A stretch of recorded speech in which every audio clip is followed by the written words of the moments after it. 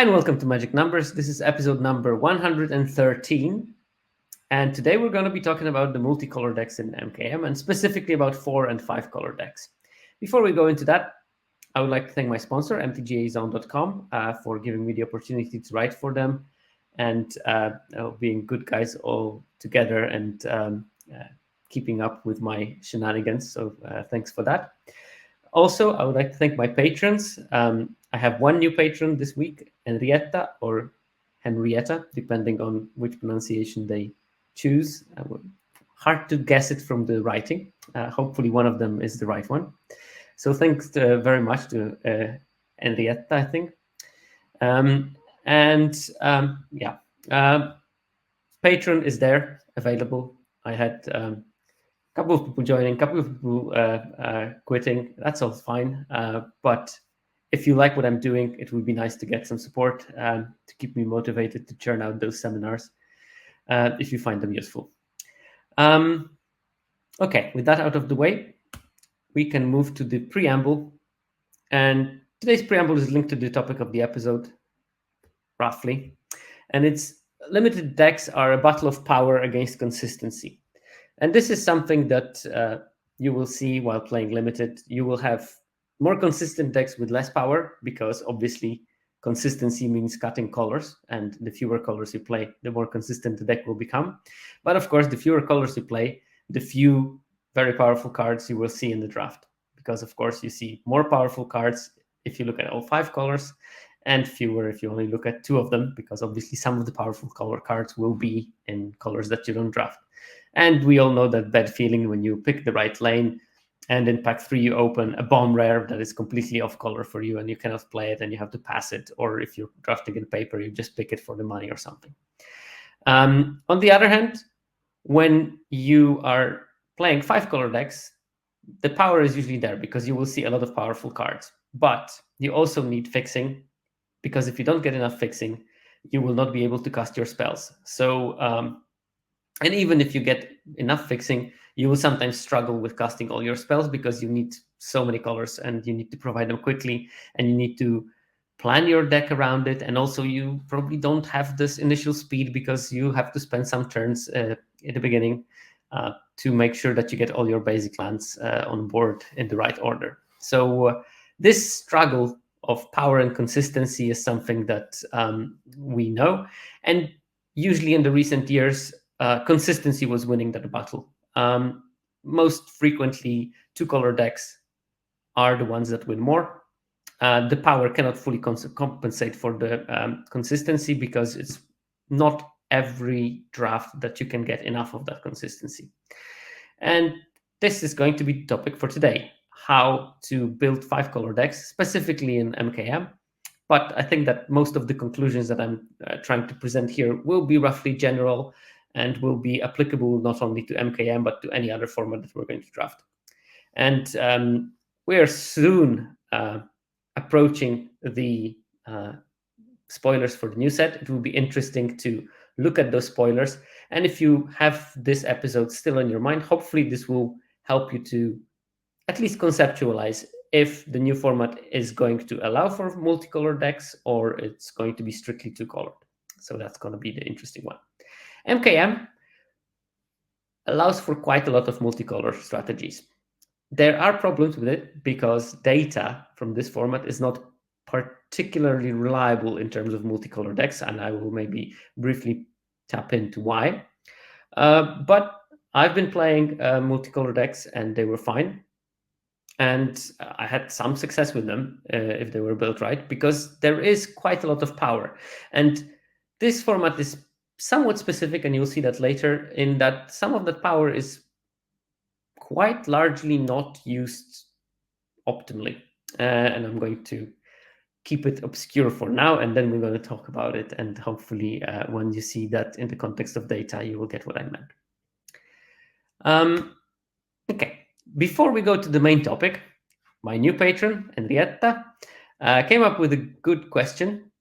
It was actually a very good question because this is a question I didn't see an answer, but I've seen speculation about it quite a lot. So it's actually spot on. I found it very pleasant to be able to answer a question that I think that there's a general interest in. And the question was, how much better does each of the 10 common multicolor morphs get if you can reliably cast it face up? Not allegedly, arguably this is a loaded question because it implies that casting it face up is a better thing. I would maybe try to approach it more agnostically.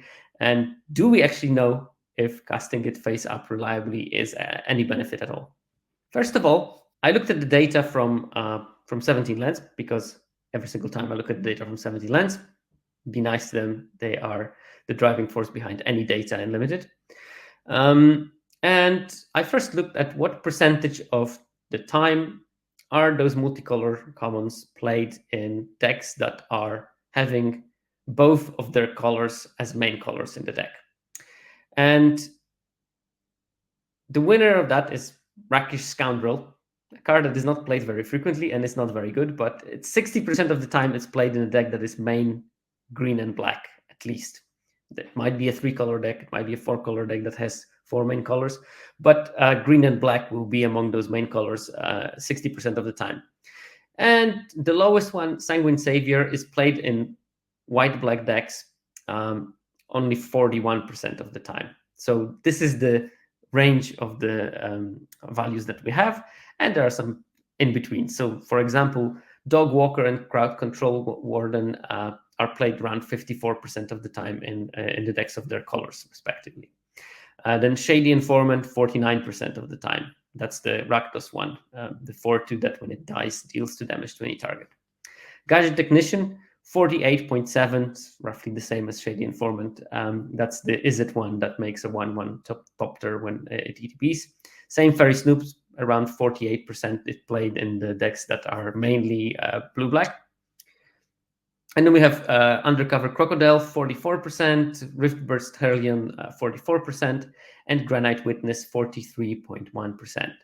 I think driven quite largely through the fact that Granite Witness will be played quite a lot in white-red decks as a morph that flips and allows to push some damage. So this is the split of the data, but that means that I have quite a reasonably sized data set of the decks that can cast it reliably and cannot cast it reliably. Because even if Rakish Scoundrel is played 60% of the time in decks that are green-black as main colors, that means that 40% of the time it's in decks that don't have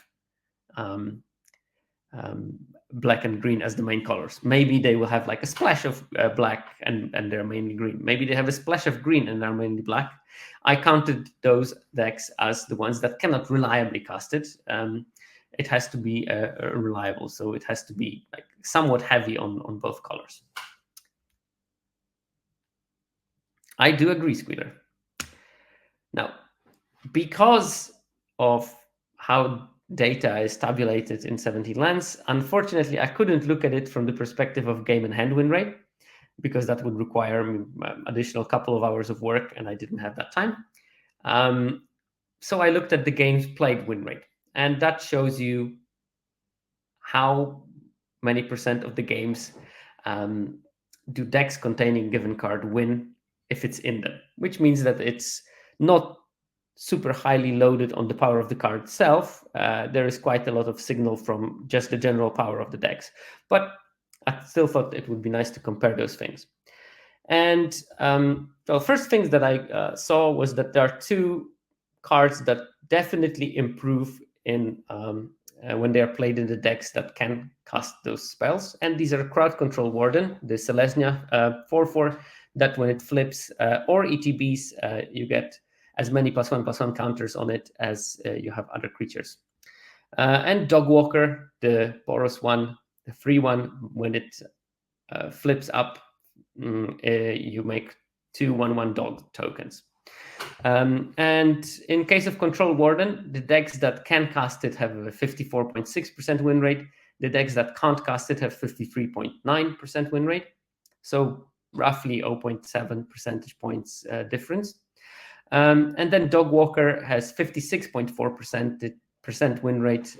In decks that contain Dog Walker have 56.4% win rate when they can cast Dog Walker, and 54.7% when they can't cast.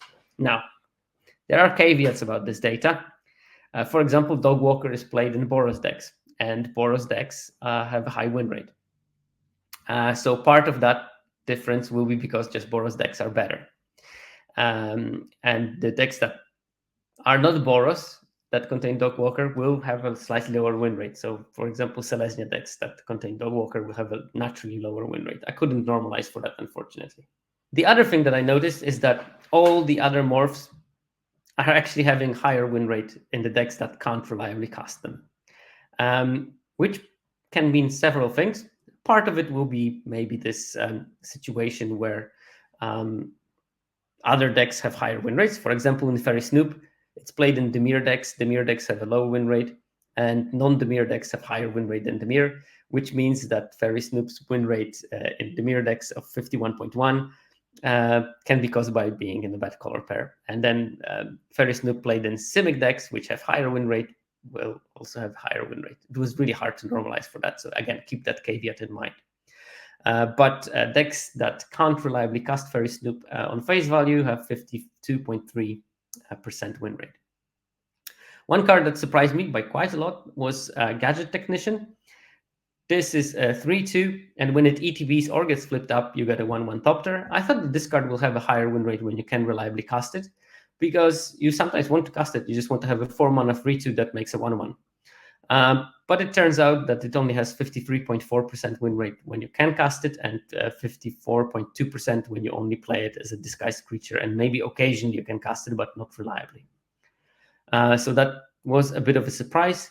The other ones are close.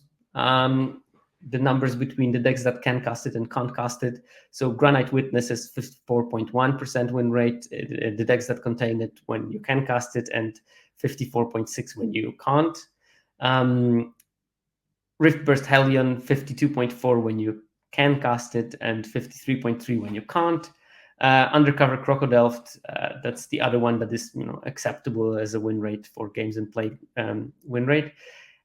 52.9% when you can cast it, and decks that contain it that when you can't cast it is 53.3%. And I did notice that sometimes when I play Crocodile in green-black, I would like to cast it for face value, and I can't, and then it just costs so much more mana, especially when you draw it like late when mana is not an issue and you don't need to cast it early as a blocker. And Rakish Scoundrel and Shady Informant are just cards that are played in not so good decks, generally have low win rate because they are well weaker than all the other ones. And they have roughly even win percentage in decks that can or cannot cast it because it doesn't matter that much for them. So hopefully that answers at least a part of the question of Henrietta, but this also shows you how much work can you spend on answering this arguably trivial question, but if you start going into small things like, oh, there is a bias of the format, there is a bias of the color pair, there is a bias of this and that, it becomes a slightly more complicated issue. Thinking about it, maybe it would be worth to redo that analysis and look at the improvement when drawn of those cards in their respectable decks, and maybe evaluate the improvement when drawn between the decks that can or cannot cast it. But of course, hindsight is very useful after you spent an hour and a half analyzing data, and the episode deadline is coming up, looming on you very quickly. And there's always extra analysis that can be done. If anyone is interested, I think that from the 17 Lands public data sets, you can extract that type of data, and you can run the analysis also yourself to try your, sometimes it's nice to try a bit of the analysis yourself. I highly encourage people to do that, even though it probably takes away the content potential from me. Okay, we can move to the main topic.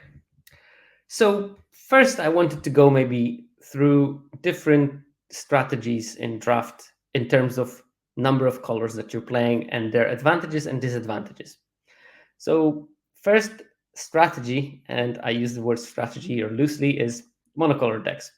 These are the decks with the maximum consistency. But one consistency that they lack is the consistency to be able to draft them.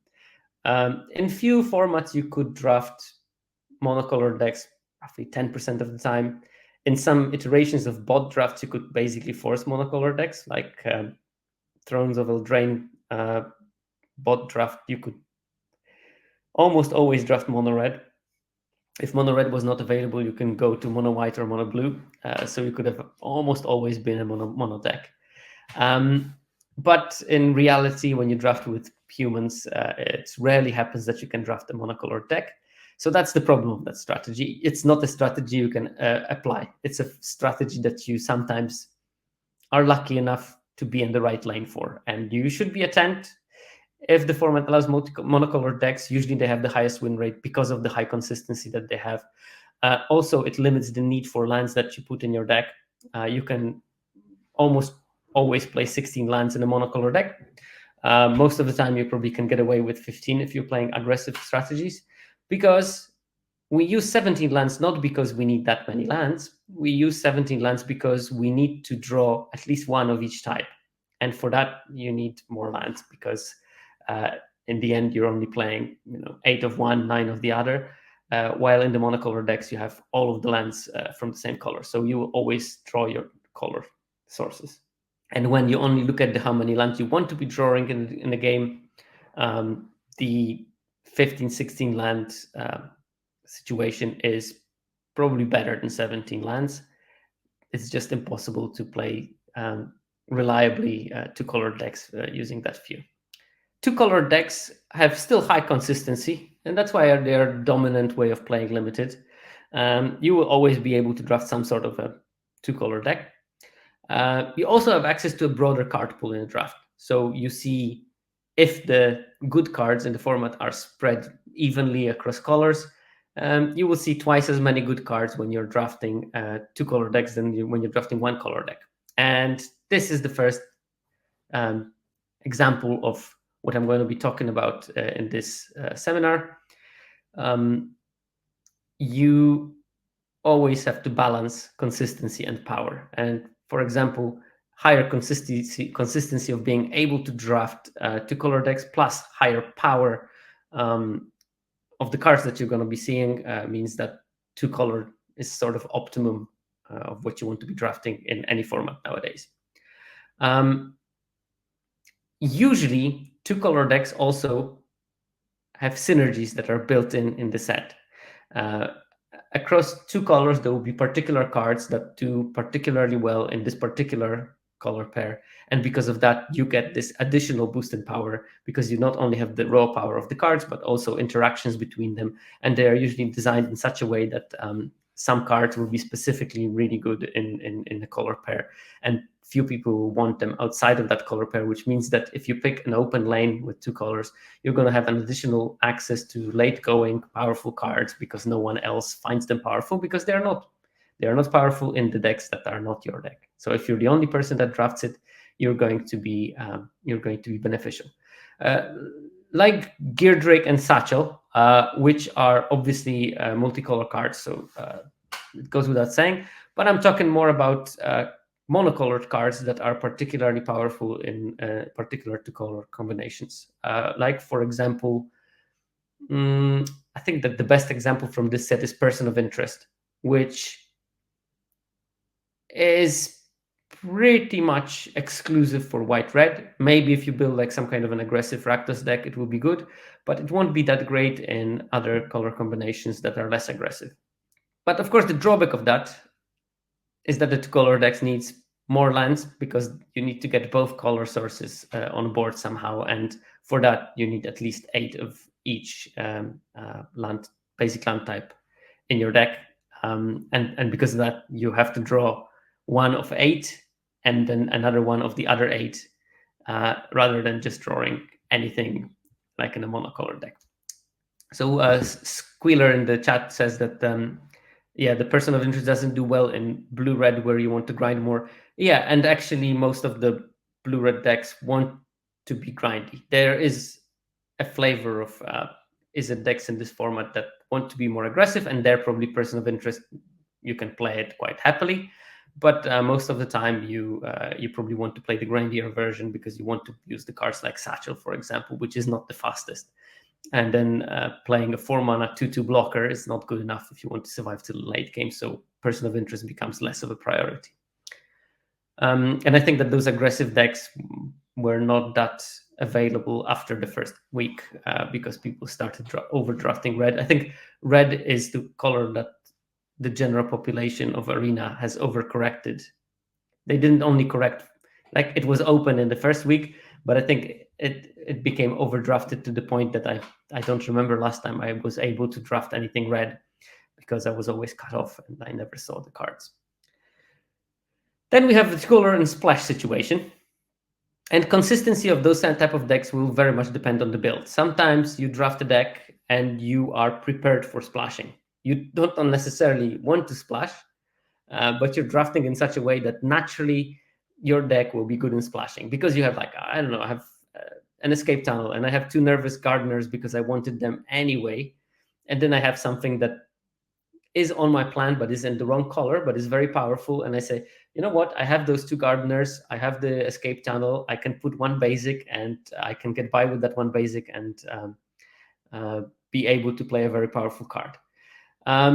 Best splash will be a high powered card with minimal build cost, also a card that preferably is good in the late game. You don't want to splash cards that are like super good in the early game, and we're going to see some example of those cards when we go further into the episode.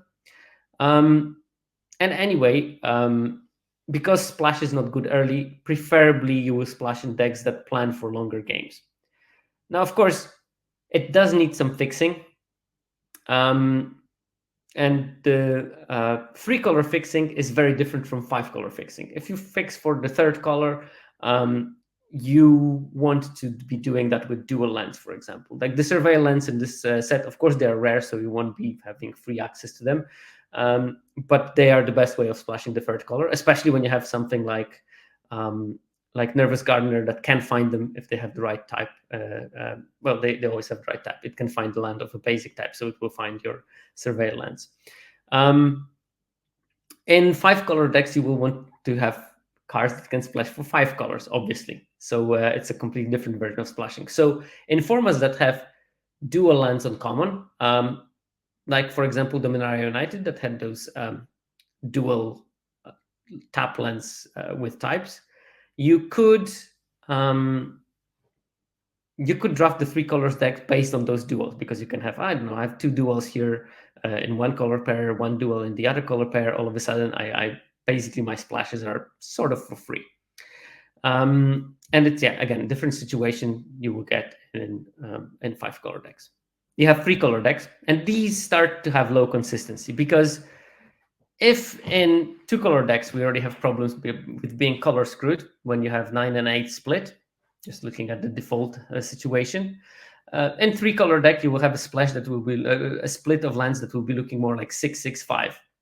So you will have games when you just draw 3 of 1 basic type, maybe 1 of the other, and nothing of the 3rd, and that's going to be a pretty common situation.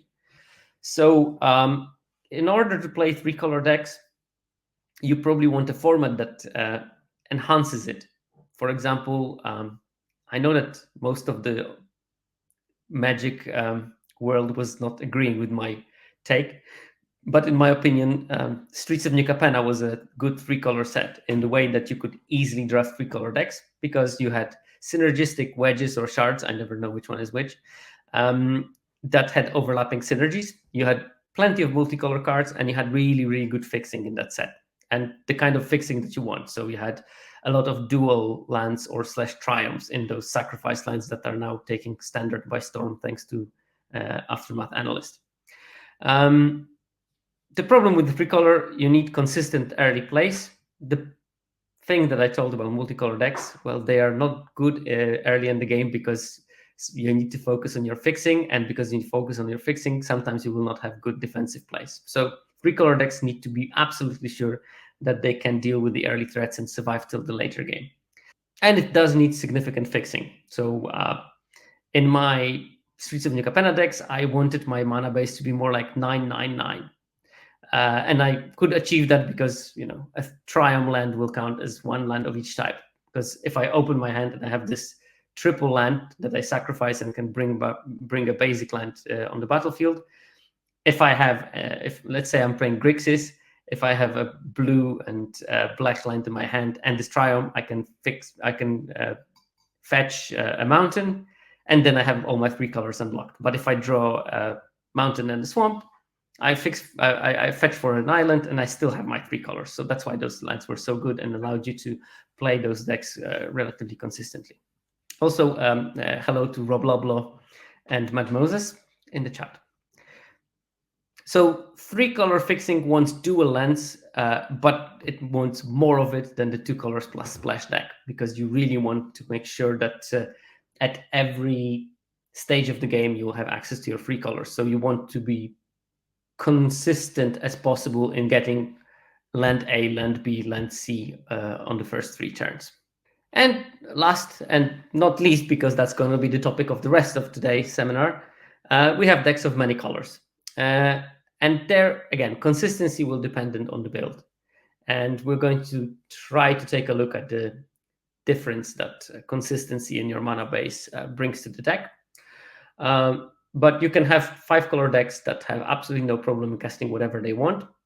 And you have 5 color decks that are struggling, and basically every hand is a mulligan because you cannot cast something out of them. And keep in mind, this is literally the problem of multicolor decks, is that sometimes you just open your 7 cards and you can't cast one of them, and you have to hope that you will get the right mana to be able to cast the one of them. But if you don't, you started with 6 cards, and if you decide to mulligan that hand because you can't cast one of your cards, well, you're still getting 1 card less, so it's a mulligan either way. And this is something that you try to overcompensate with the power of the cards that you get, because you are having access to all the 5 colors, so you can technically get more powerful cards, and maybe your 23rd card in the deck will be more powerful, and maybe your top 5 cards are going to be more powerful than the top 5 cards in the 2-color deck, but the consistency is counterbalancing that, and for the good reason. You don't want to play formats where every deck is 5 colors, because that would just be unbearable, become a lottery. It's pretty well done, I think, by the design team in the recent years, that you can play multicolor decks, but probably you have like maybe 1 per pod. And that's probably the right amount. You can still do it. You will do it occasionally, but not always. And still the consistency of the 2-color decks is winning over the panache of the 5-color one. Because it plays many colors, you will rarely have synergies in the format that overarch all the 5 colors, possibly for that reason also. So because you won't get those super synergistic decks that every single card wants to be doing the same thing, you will be focusing on power of your cards rather than the synergy. So you will look at the base rate of the card. You will not get those additional cute things with them. So for example, if white-red in Murders at Karlov Manor is focusing on, I want to go wide aggressively and then cast on the job, 5-color decks will probably not have that kind of a plan. And on the job will be a terrible card in those decks, because you probably won't be able to go as quickly as wide, because most of the cards that go wide are in white or in red. And therefore, if you draft a 5-color deck, you will have fewer of those white and red cards. So it means you will have more of the cards that are not white-red, that don't go wide, and on the job will not be as good as it is in the other formats. Also, you have to spend time for fixing, and because you spend time for fixing, you are not spending time developing your board. You're developing your board in a different way. You're developing your mana base, not your creature presence, and therefore you will not have this like 1-drop into 2-drop into 3-drop that makes 2 bodies into on the job. It does need significant fixing, and I'm just going to show you in a second how significant that fixing should be. And this 5-color deck fixing wants 5-color sources, and 5-color sources will be things that tap for mana of any color. Usually sets have something that does it. Land tutors, so evolving wilds type of cards that can find any basic. Very frequently, 5-color decks will have a mana base that has all 5 types of basic lands, and it will be usually a bunch of 2 basic lands and then 1 each of the remaining 3 colors. So you can fetch for them at will, because that's what Evolving Wilds is perfectly used. And any thing that will tutor for a land will be good. So things like Lay of the Land, things like Nervous Gardener in the set, things like Topiary Panther, all those things will be great because you can find this exactly missing type of basic land and fetch it and cast it, and not cast it, play it, and make sure that you have access to all the colors that you're playing. Okay, so this broad theory overview, we can move to the more applied practical part of the seminar. Looking at the 5 colors in MKM, I selected from the public database on 17 lands 13,000 decks roughly that had 4 to 5 colors. And that includes decks with splashes. So some of those decks will be like a 3-color with 2 splashes. Some of them will be 2-color with 2 splashes. Some of them will be monocolor with 3 splashes or something. Any combination that has 4 or 5 colors is taken into account. And first, I wanted to just maybe look at the broad overview of those decks and the color makeup. And to calculate the color makeup, I looked at the number of colored pips in the casting costs of the spells in those decks. And across those 13,000 decks, you see one pretty significant result. The most popular color is green. There are average 10 green pips per deck. And then you have 6 white pips, 6.5 white pips, around 6 blue pips, 5.5 black pips, and around 5 red pips. So pretty even across all the other colors, with maybe white being the most numerous, and possibly because white is the most powerful color in the format, and red being the least popular. And then again, probably because red cards are not exactly great for what the 5-color decks try to do. There's too many red cards that are just strictly aggressive and strictly 2-color kind of aggression synergy decks. And green is head and shoulders above everything. There is a good reason for that. Green is traditionally the color of fixing itself. So if you're playing a 5-color deck, it doesn't mean that you have to have green. I'm sure that there's really good multicolor decks that don't have green, but you will just have access to so much more fixing when you play green that most people do that.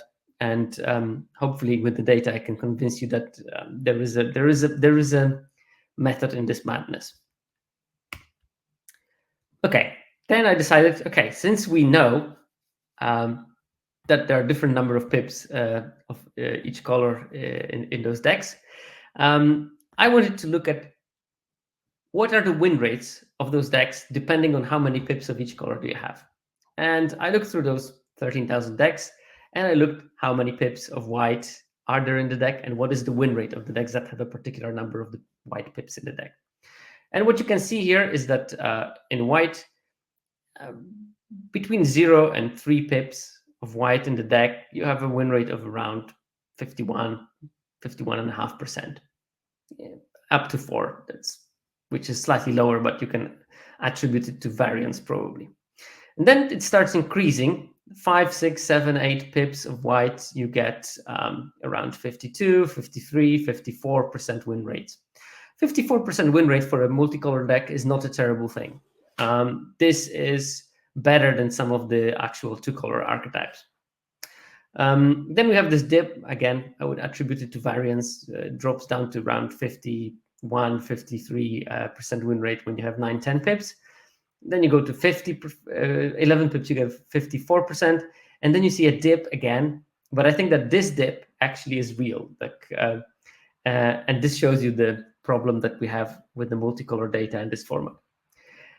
Because of how 17 Lands and Scryfall look at what is a source of different color, especially green-white decks will be frequently marked as multicolor decks. Because if you have a white-green aggressive deck that does have Buried in the Garden, the software thinks that this is a potentially multicolor deck because Buried in the Garden can give mana of any color.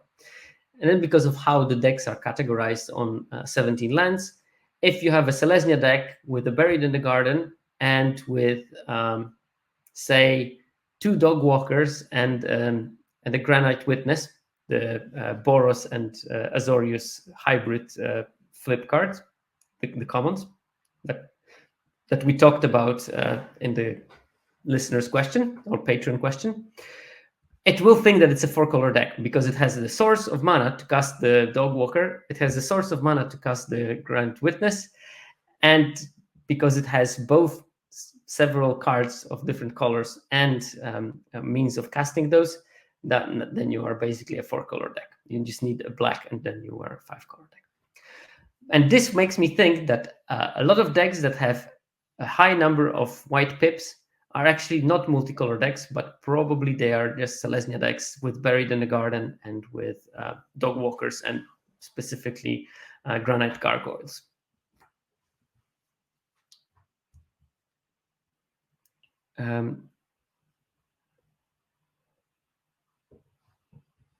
Any deck with a Strider is a 5-color deck. Well, it needs to have spells also that can be cast. That's a question from the chat. If any deck with a Strider, the 1/3 artifact creature that can fix mana, is a 5-color deck. It doesn't only count the sources. 17 Lands looks at both sources of mana and cards of a given color. So it needs to have cards that you need to cast from different mana. The problem is, of course, that people put hybrid creatures as a non-multicolor thing. So you put your Crowd Control Warden in your Gruul deck and you flip it for 2 green.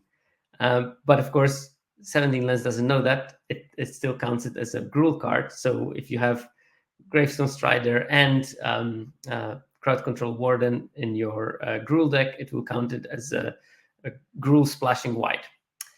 And that is the problem. But okay.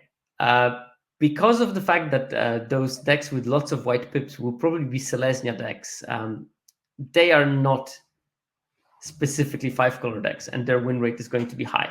So what I think happens with white is that 5-color decks with white are pretty mediocre when they have little white.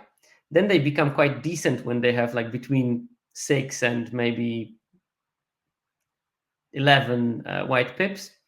And then all the rest that we see, you see a drop off. So probably you don't want in your multicolor deck, you don't want to have like 13 white pips or 15 white pips.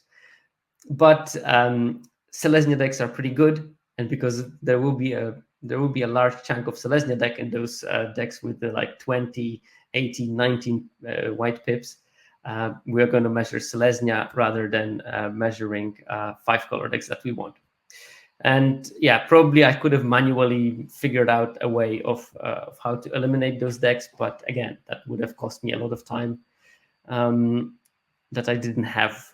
So I left it as it is, but I acknowledge that this potential bias of how 17 Lands calculates data and specifics of this particular format might be problematic here. Now we can look at the same thing with blue, and blue is quite level, I have to say. Independent of how many blue pips you put in your deck, you'll have roughly 52% win rate, which means blue is a good support color. It doesn't bring any like super quality. It doesn't make the decks particularly bad. One thing that is maybe worth noting is that decks that don't contain blue are slightly worse. I think that you don't see it here, but I do know it. Sample sizes of those things are, you have small sample sizes at the far end of the graph. So with 10 or up to 20 pips, you don't have that much data here. So that will be much more noisy. But this one, 0 blue cards, that's quite a large chunk of data. And I trust more the 51.5% win rate of the decks without blue compared to all the decks that have 1, 2, 3, 4, 5, 6 pips of blue having around 52.6, 52.9% win rate. I trust this difference as a real one. I don't treat those differences as particularly significant because of the smaller sample size. So I would say not putting blue in your multicolor decks is a mistake. And I trust my audience. I know that you shouldn't put a rubbish blue card just to have something blue in your deck. I mean, if you're playing 5-color, you probably should have at least some good blue cards passing you, and you should pick them, and they should be fine. And there are specific cards with blue that are particularly good in those 5-color decks. We're going to go through quite a lot of them. So hopefully you get the idea of which blue cards are worth fighting for if you're playing 5-color. Black, we see a very different situation. The highest win rate of all the black decks is the 5-color or multicolor decks with 0 black pips. So avoiding black is probably a decent idea. There will be cards that have black in them that are extremely good. I'm looking at you, Izoni. But for the most of the part, I think that putting black into your 5-color deck is a mistake in this format. Because a couple of the cards that you want to be playing, you probably want to play early. I'm thinking cards like the extraction, the edict effect with collecting evidence. That card is good when you can cast it both early and late. If you only want to use it to cast it late, it's not as good. Chorus to Kill might be an exception. Thank you very much, Squealer, from the chat. Hunted Bone Brute probably is a decent card to put in the deck, as you can play it as a disguise creature, and it's pretty powerful and can close the games very quickly. And there will be a couple of others. We might want to wait for the talking about individual cards to see them. But yeah, this is like the big result from black is that black decks with 0 multicolor decks with 0 black pips are doing way better than anything else, and all the other ones are doing roughly level at 52.5%, which is sort of the average win rate for the 5-color decks. By the way, maybe I should have mentioned it in the beginning. 5-color strategies are not as powerful as 2-color strategies, but you will be put in the seats where drafting 5-color is the right choice, and it's good to know how to do it. I'm not saying that you should force multicolor decks, and you should never come up with that conclusion listening from to my seminar. I'm trying to give you the sort of like vision of how to do it when you are in a good position to do it, and also to show you that sometimes 5-color decks can be pretty strong, and there are some whole huge categories of multicolor decks that have high win rates, and that means it's worth to know of the existence of that strategy. But still, when you can draft the 2-color decks, go for that, because it's probably going to be more productive. Sometimes you will be in the right seat and things will go your way. Okay. When looking at red, so first of all, 0, 1, 2, 3, 4 red pips. This is the optimum probably for the red decks in the multicolor format. In the multicolor decks, you get a win rate of around 53% when you have like between 0 and 4 red pips in your deck. Then there is a drop off and maybe some variance, but I think that it's actually a realistic drop off to roughly 50% with this weird island that I cannot really explain, between 10 and 12 pips of 52. But most of the time it's like 50, 48, 49 when you have 17 pips. And then you have this skyrocketing. And these, I think, are a handful of Gruul decks that ended up being in this multicolor range based on having access to some fixing or some 5-color spells in a Gruul deck. Maybe they're like Gruul splashing white for Buried in the Garden, and all of a sudden they become like a 4-color deck because they have, I don't know, Gadget Technician or something. So the same situation as with white and Celestia decks, only this here it's pretty much rarer, but I wouldn't treat this particular part of the data as data from strictly 5-color decks. So red, you want to have it more like a sprinkling of spice in your deck rather than as a main. It's like a really, really either super support color, or maybe a color where you have a bomb or two, and you play those. And we're going to try to see which red cards are great in 5-color and which are not. And last but definitely not least, we have green. And here, this is the most complicated one, because here we see, first of all, multicolor decks with 0 green do on average, which is actually quite surprising. Multicolor decks that have little green do pretty badly. It's like between 1 and 10 pips, you will have win rates oscillating around 50%, I think. And here, it's a reverse situation. Like in the previous graph, I showed you that all the decks with like 10 to 20 pips of the color are rare. Here, it's the decks that have 0 to 10 pips in green are quite rare. So this is the part of the graph that has much more variance. And this is the part over 10 pips is the part when there is most data. And in this part that is more consistent, that should have less variance, we can see a clear trend that the more green you have in the deck, the higher the win rate. So when you have 10, 11, 12, 13 pips, you get like around 52% win rate. If you move on to 14 to 17 green pips, you get like 53, 54% win rate. And then at 18 to 22 pips in green, you get to around 55% win rate. And 55% win rate, if you think about it, that's pretty much on par with most of the 2-color archetypes. So definitely worth. But also keep in mind that also in this area, you will have some of those Selesnya deck I was talking about when we were looking at white. Difference is that in white, I think probably 90% of those of the data from this area of the chart is Selesnya decks, while here some percentage is of Selesnya decks for sure, but definitely not 90%, probably more like 20, 30%. So there is some impact, but definitely there is also a signal of heavy green multicolor decks being good. And we're going to look at green is better when it's mostly green. Multicolor is better when it's mostly green. That's the conclusion, I think. Yeah, because we're talking about only 4 and 5 color decks right now. Pips don't do anything. You don't have mana. Yeah, no worries. I know that you came late to the chat, but it's there. This is strictly about 4 or 5 color decks. So pips are nothing if you don't have mana to cast it.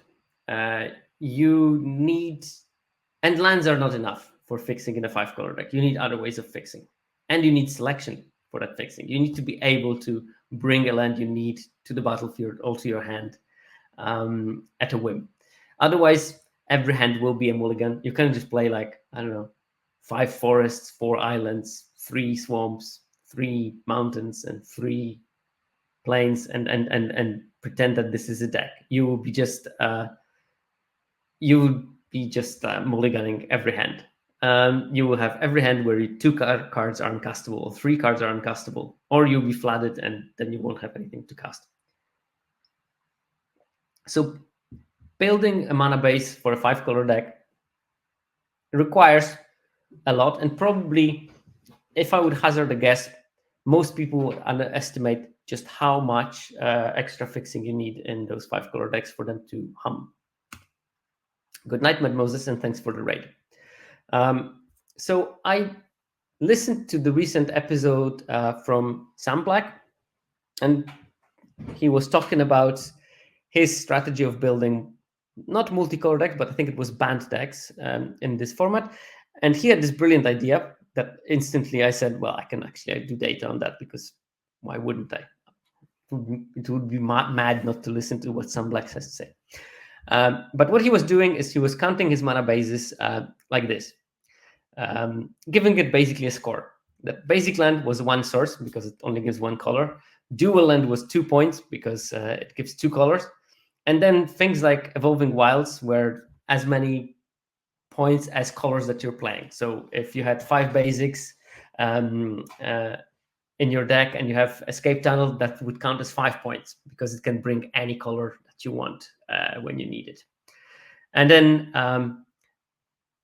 a 5-color land was 5 sources, but a basic land fixer was as many sources as the types of basic lands you play. So if you're playing a banned deck and you have Escape Tunnel, it will be 3 points. But if you have a 5-color deck and you have 5 types of basic, it will be 5 points, depending on what you're playing, sort of. So I thought, okay, I can do that. I can actually do this calculation. I didn't do it perfectly, and I tell you why. But hopefully did it very decently. So that's the thing, because Squealer asks, so Gardner is 4 points in a 4-color deck. And that's where I made a mistake in my scoring. And next time I'll do it, I will correct that mistake because it's relatively easy to do, but I just figured it out just before I started streaming. So Gardner will be 3 points in a 4-color deck. Why? Well, because you already need green to flip the Gardener, which means Gardener will not fix you for green because you need green to have it active. So it will be 1 point less. And like Buried in the Garden in the 5-color deck will be 3 points because you need already white and green to cast it. So it doesn't fix for white and green. I didn't calculate. Differences should be minimal. One also think that that would have been a lot of work to do it, and I think that the effect is even more minimal, is that a card like Gardener can fix for an extra color when you have the dual land when you have a dual land. So for example, I could have calculated that as an extra possibility. Strider is 4 in a deck that has 4 colors. Yes, in a deck that has 5 colors, Strider is 5. I scored mana bases of those decks and I looked at brackets. And decks with bad fixing will have between 17 and 21 points. And these decks had 51.4 win rate. These are the decks that only have lands, maybe like a Nervous Gardener and an Escape Tunnel or something. Or maybe like a couple of dual lands, that kind of thing. These decks, 51.4. That's below the average for the 5-color decks. And then when you go to 22, 26, 51.6, 27, 31 points. But this already means like a couple of 5-color lands, maybe like a Nervous Gardener, 51.7. And then we start going up. 32, 36 is 53, 37, 41 is 52, 42 to 46 is 53.4. Then we drop again, 47, 51 is 52.3. And then where we get the winning decks, it's when you have the mana diversity score between 52 and 56 and 57 and 61. And there we go up to 55.8% win rate. These are heavy mana bases in terms of how good the fixing is. So I would say, given some variance, that the increase between 27, 31 and 52, 56 is more gradual. So I think that these maybe are slightly on the lower side of the variance, but of course this is just my speculation. The data does not suggest. It would be good to look at it in some other format where we can have maybe a more straightforward comparison. So I think that there will be an increase. You want to have at least 32 points in my mana score to start playing a 5-color deck. You shouldn't be trying it below the 30 mana diversity score. And preferably you want to be high 40s, low 50s in terms of how much scoring do you have. And it's hard to visualize how much exactly that is. So I looked for a deck and I built it. Yay. It's very small, so it's hard to see what is in there. But it's a 5-color deck. It has like Coerce to Kill. It has some Lightning Helix. It has Doppelgang. So some like good top end. Bunch of those utility creatures. Some early interactions. There's like Shock and Torch the Witness. This actually was Maverick Top Tourist. I'm looking at a very small screen right now. Okay. A Killer Among Us. There is the Fast Bother, I think mainly used to cast the Bother part of it rather than the Fast. But you never know. Sometimes you can cast it. And there's a bunch of fixing in it. And don't worry, you don't need to take your magnifying glasses. I just put the deck list there to introduce how a 5-color deck might look like. It does have all the 5 colors. It has a 61 point, it has, I think, 58 point mana diversity score. If I remember correctly, I might be off by 1 or 2 there. But what does it have is the important thing. So first of all, the basics. It has 1 plains, 3 islands, 1 swamp, 1 mountain, and 7 forests. So quite heavy on the forest side. So this is what 13 points for my mana base score. We can calculate that. Then escape tunnel, which is 5 points because you have all 5 types of basic lands. Go to 18. Public thoroughfare, which taps for mana of any color. That's another 5 points. That's 23. Scene of the crime, another land that taps for mana of any color. So that's 28. Underground mortuary, the dual land, that's 2. So that's 30. It's already 30 just from the lands because it has 3 lands that can give you any color of mana in one way or the other, and 1 that taps for 2. So out of 17 lands, you managed to get 30 points. But on top of that, it has Gravestone Strider, Nervous Gardener, 2 of them. They went this way, 2 of them. Topiary Panther and Buried in the Garden. So Strider, 5 points. Gardeners, 5 points both. Oh, 4 points both, so that's 8. 8 plus 5, 13. So that's 43. They went this way. That's again 4 points because you need green to cast it. So 8 points. We had 43. That's 51. Topiary Panther, another 4. That's 57. And Buried in the Garden, 3. That's 60 points. So basically, this deck has 60 points. But if you can see, 1, 2, 3, 4, 5, 6, 7 cards in this deck are dedicated to fixing. Now, it's not all doom and gloom because lots of those fixing cards will be multi-purpose. And that's very important that you can get those fixing cards that are multi-purpose. Because Nervous Gardener can be a 2-drop, which is great.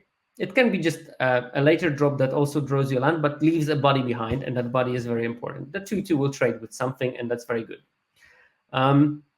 They went this way. It gives you a clue, so eventually it will replace itself, which is not a tragic because you cast it, but you filter 1 land out, and you will draw a card, which is less likely to be a land after that. So hopefully you'll get some action later in the game. Trick is how you survive to that later game.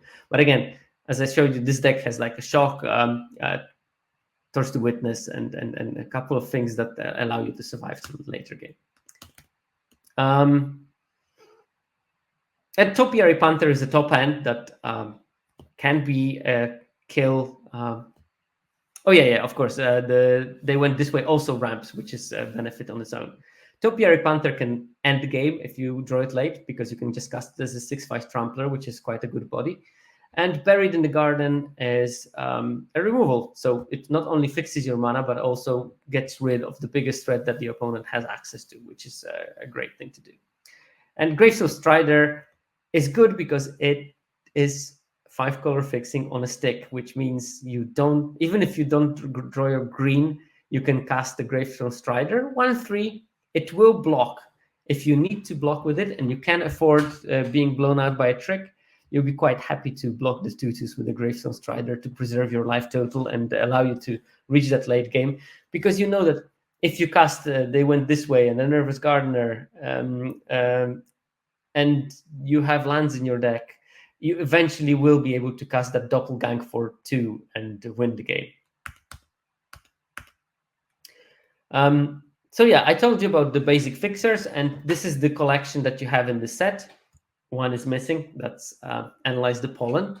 But we have Nervous Gardener, They Went This Way, Topiary Panther, and Crozen Tusker. These 4 are green, so they will fix you for any color except for green. And that's why I think that multicolor decks in the format have to be quite heavy on the green, because you have those 4 really good cards for your mana fixing. They Went This Way is actually a good card. You might find it surprising. And then you have some colorless fixing. Treacherous Terrain, obviously Crozen Tusker and Treacherous Terrain are on the list, so you will not see many of them, but they are both pretty good cards in this particular format. Case of the Shattered Pact, the colorless case, good because it's colorless, not so good because it just doesn't do enough and it's hard to flip. But in some deck it will be easier than in the others, so maybe you should consider playing it there. And Escape Tunnel, which is, I think, a key card because it lets you get those basic lands and fix for very early and plan your game around it. So Escape Tunnel on turn 1 is probably the perfect start that any of those 5-color decks can have, because you see your opening hand, you know which land you're missing, you pick the one that you have one of, so you know you won't draw a second copy, and you have a chance of drawing anything else. Unless you need to fix for green, which is also fine, because probably if you fix for green, you have the Nervous Gardener for later, you have the Day Went This Way for later. And Squealer is right. 1 in 100 games, Escape can win the game for you when you swing with that disguised creature and reveal that it was Bubble Smuggler all along, and it deals that last 6 points of damage. I did that already in this format, and I'm not hoping that in multicolor deck you're going to be playing Crowd Control Warden, but that's another good combination. So I looked at the numbers with the number of basic land fixers and the win rates, and if not for this bloody one data point, it would have been a perfect graph, but it's not. Of course, data is never perfect. Real life and variance always strikes. But we have 51% win rate if you have 0 of the basic land fixers in your deck. Yeah, by the way, last one I didn't mention, Analyze the Pollen is the 8th missing one. It's a rare, so I didn't include it in the slide, but it's there. It can fix for land and maybe for a creature later, which again is a great thing to have in those type of decks, because usually you have a bomb. So early in the game, you can fix for your lands, and if you draw it late, you can collect evidence and find your Rakdos or Izoni or whatever, Aurelia's Vindicator, if you're lucky enough. But okay, if you have 0 basic land fixers, the decks will have 51% win rate, 1 fixer 51.6, 2 52, 3 52.8, 4 53.9, 5 6 we have around 54 55. Then we have that one weird data point with 53.2 at 7, and 8 basic land fixers. Small sample size. Keep in mind that probably is actually overrated on the side of the variance, 59.1. But basically, from this picture, this is probably your cutoff. You want to have at least 4 of those. You want at least to have a combination of 4 of either Nervous Gardener, Topiary Panther, Escape Tunnel, They Went This Way, Case of the Shattered Pact. And I think that the preference should be Escape Tunnel, Gardener, Panther, They Went This Way. Crows and Tusker is probably better than the Panther, actually, but it will just not be available to you. You're more likely to get Analyze the Pollen than the Crows and Tusker, I guess. So I just put it here because this is a card that you maybe don't even remember that exists in the format. Or Treacherous Terrain, same.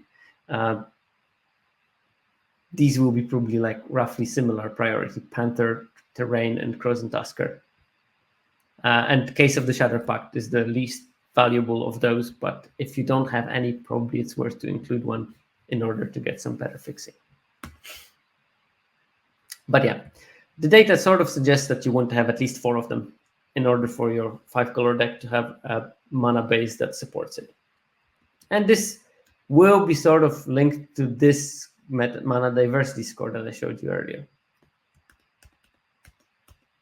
because all of those are worth a lot of points in your mana fixing game. And you don't have many points to gain anywhere else in this format. In some formats, when you have many dual lands, you will be able to get your 5-color deck based on your dual lands. Kaldheim was a good example. Like early Kaldheim, when it was released, you could just make 5-color decks with snow lands and you were happy about it. And you wanted snow lands for other purposes as well. Okay, so this tells us about the mana and the mana base. There's also another question.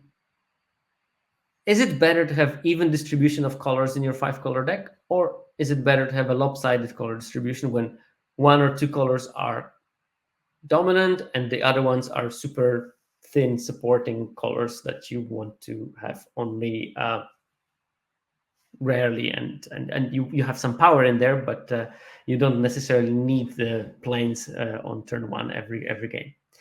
And obviously, without even looking at the data,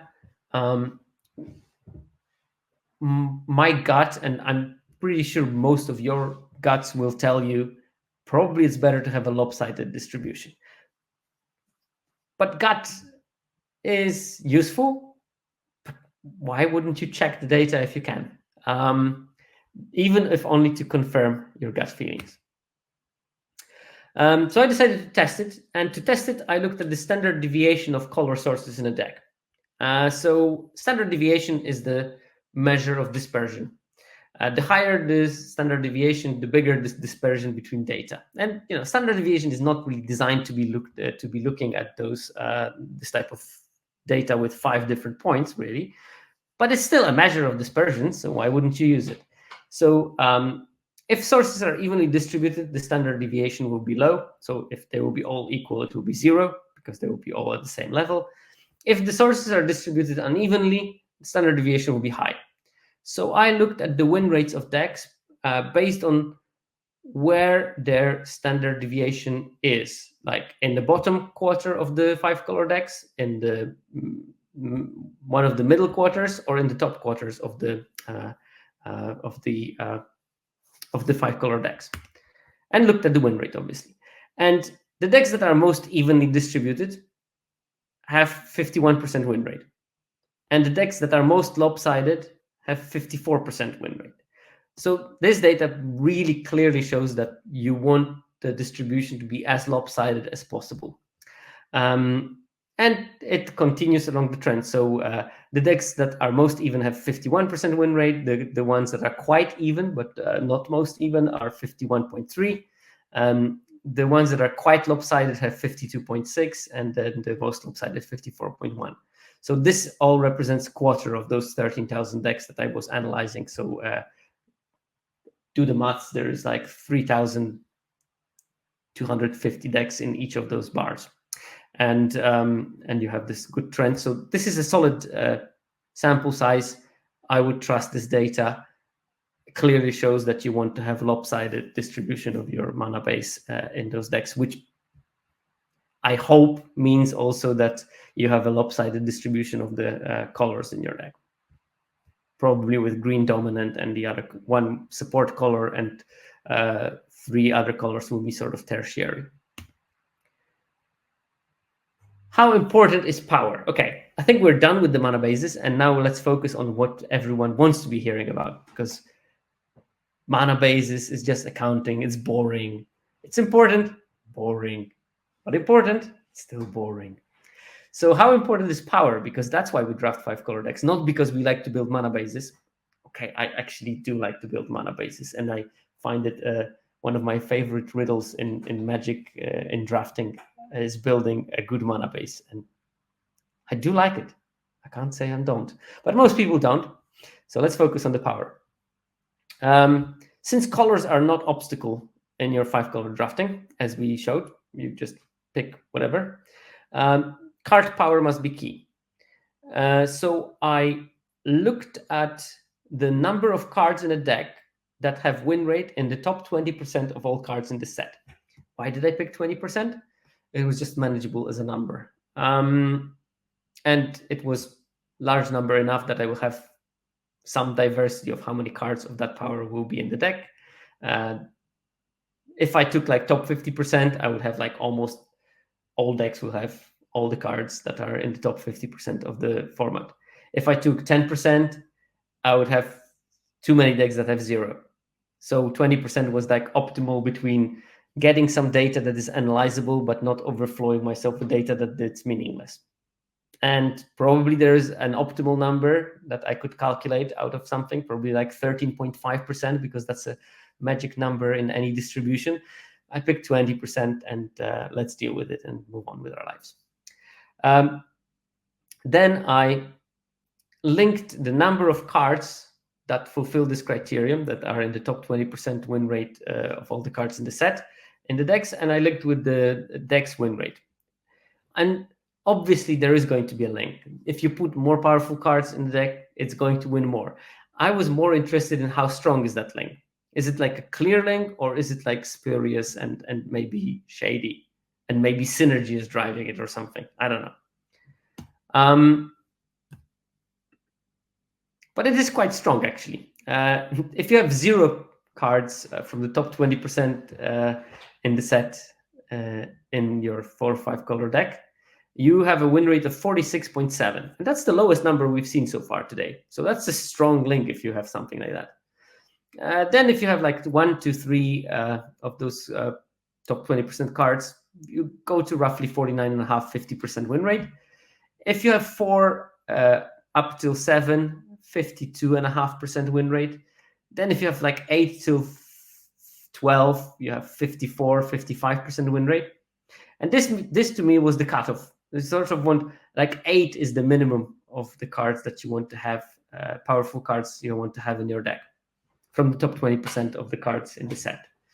And then when you have like 13, you go to 56. And then we have a 14 or more. We are ending at decks with 61% win rate. Mind that there might be some Selesnya aggressive decks in those. They will have a higher win rate because they will be not only Selesnya decks, but also very powerful Selesnya decks. But again, not all cards are powerful specifically in 5-color decks.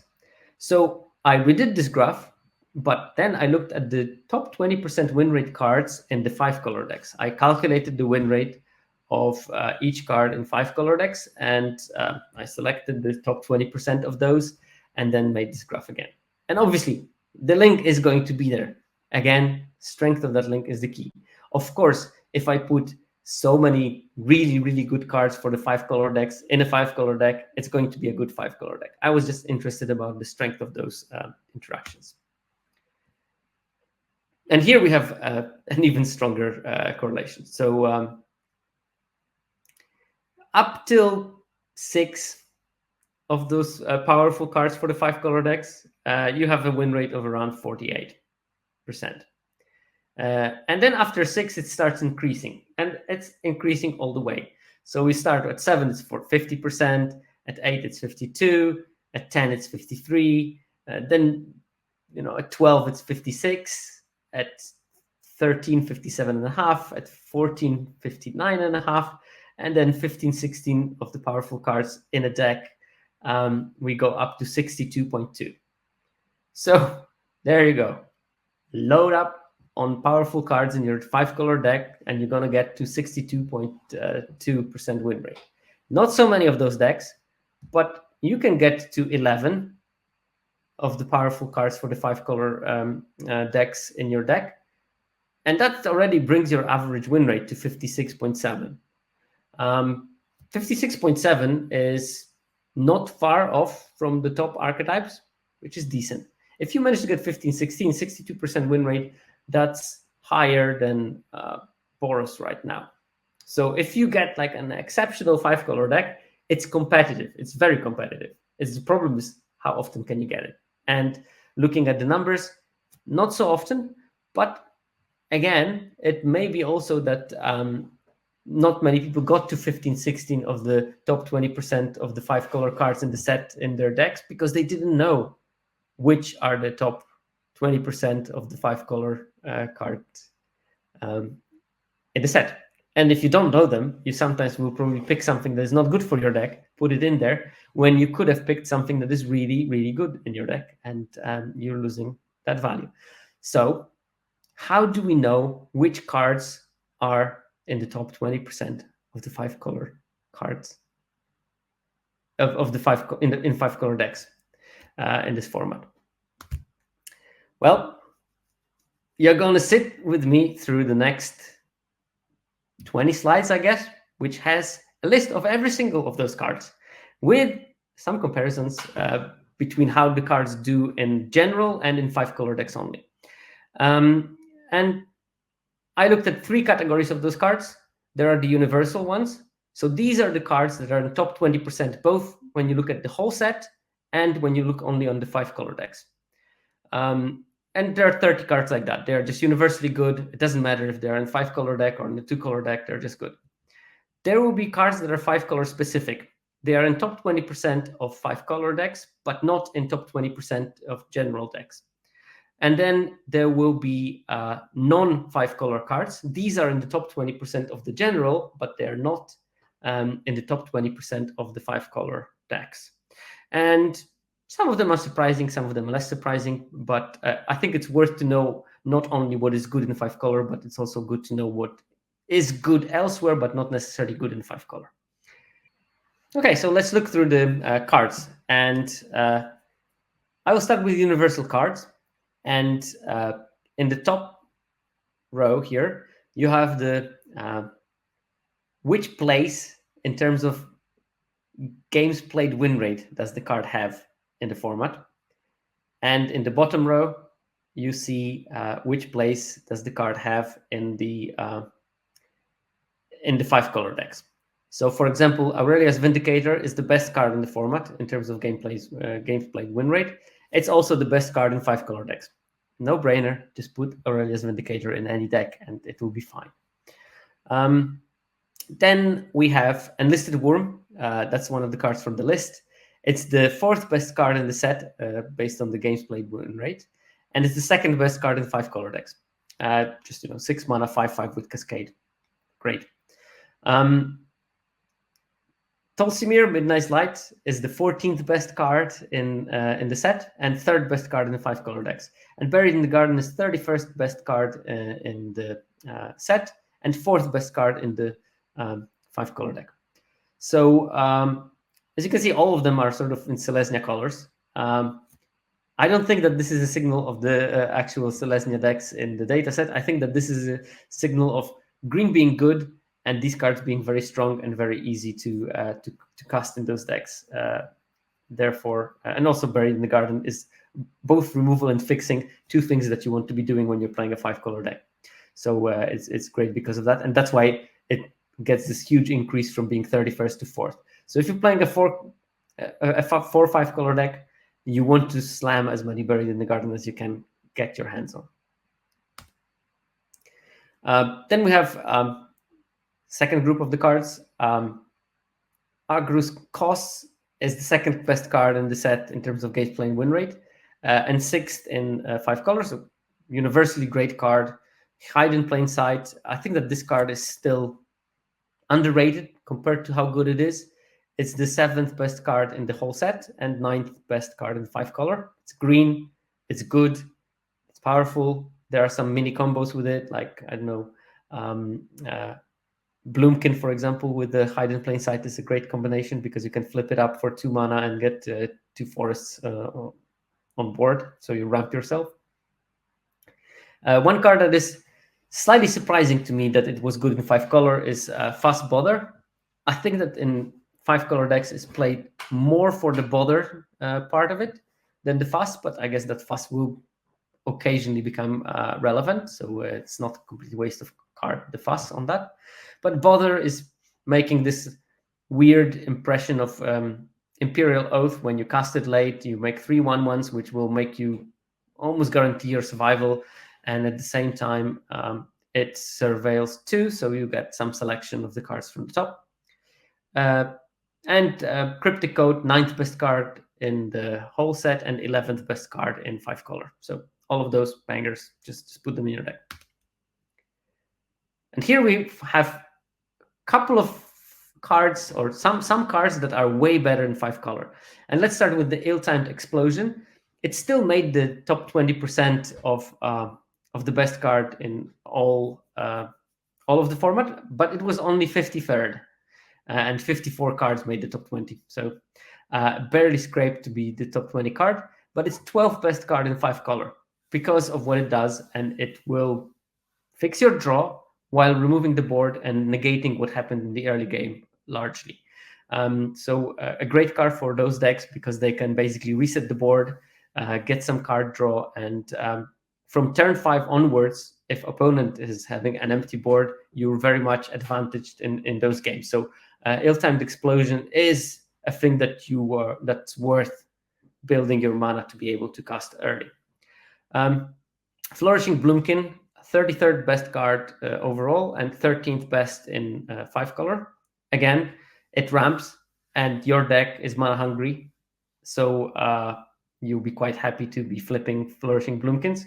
Again, beautiful, nice combo with Hide in Plain Sight when you can flip it for 2 mana instead of 5.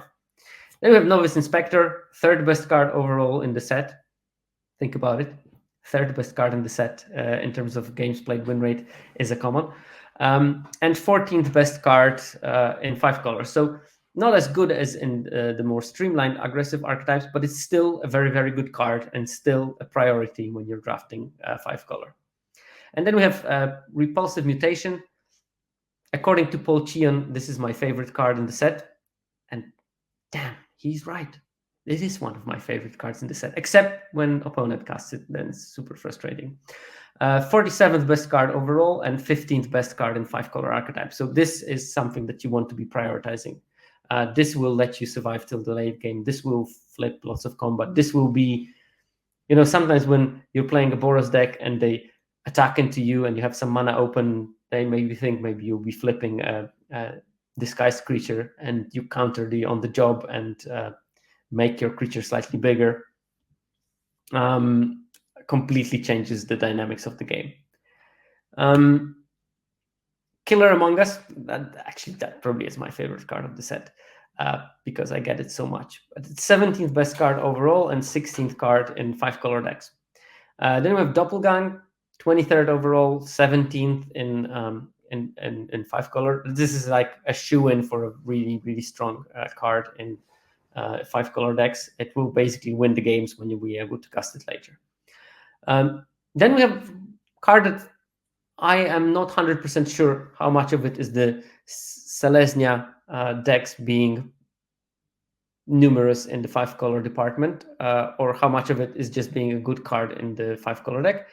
I think that it's a mixture of both. I think it's a pretty decent card in the 5 color decks, but 2 mana 1/3 that is relatively easy for you to cast because you will be heavily green and probably have some white.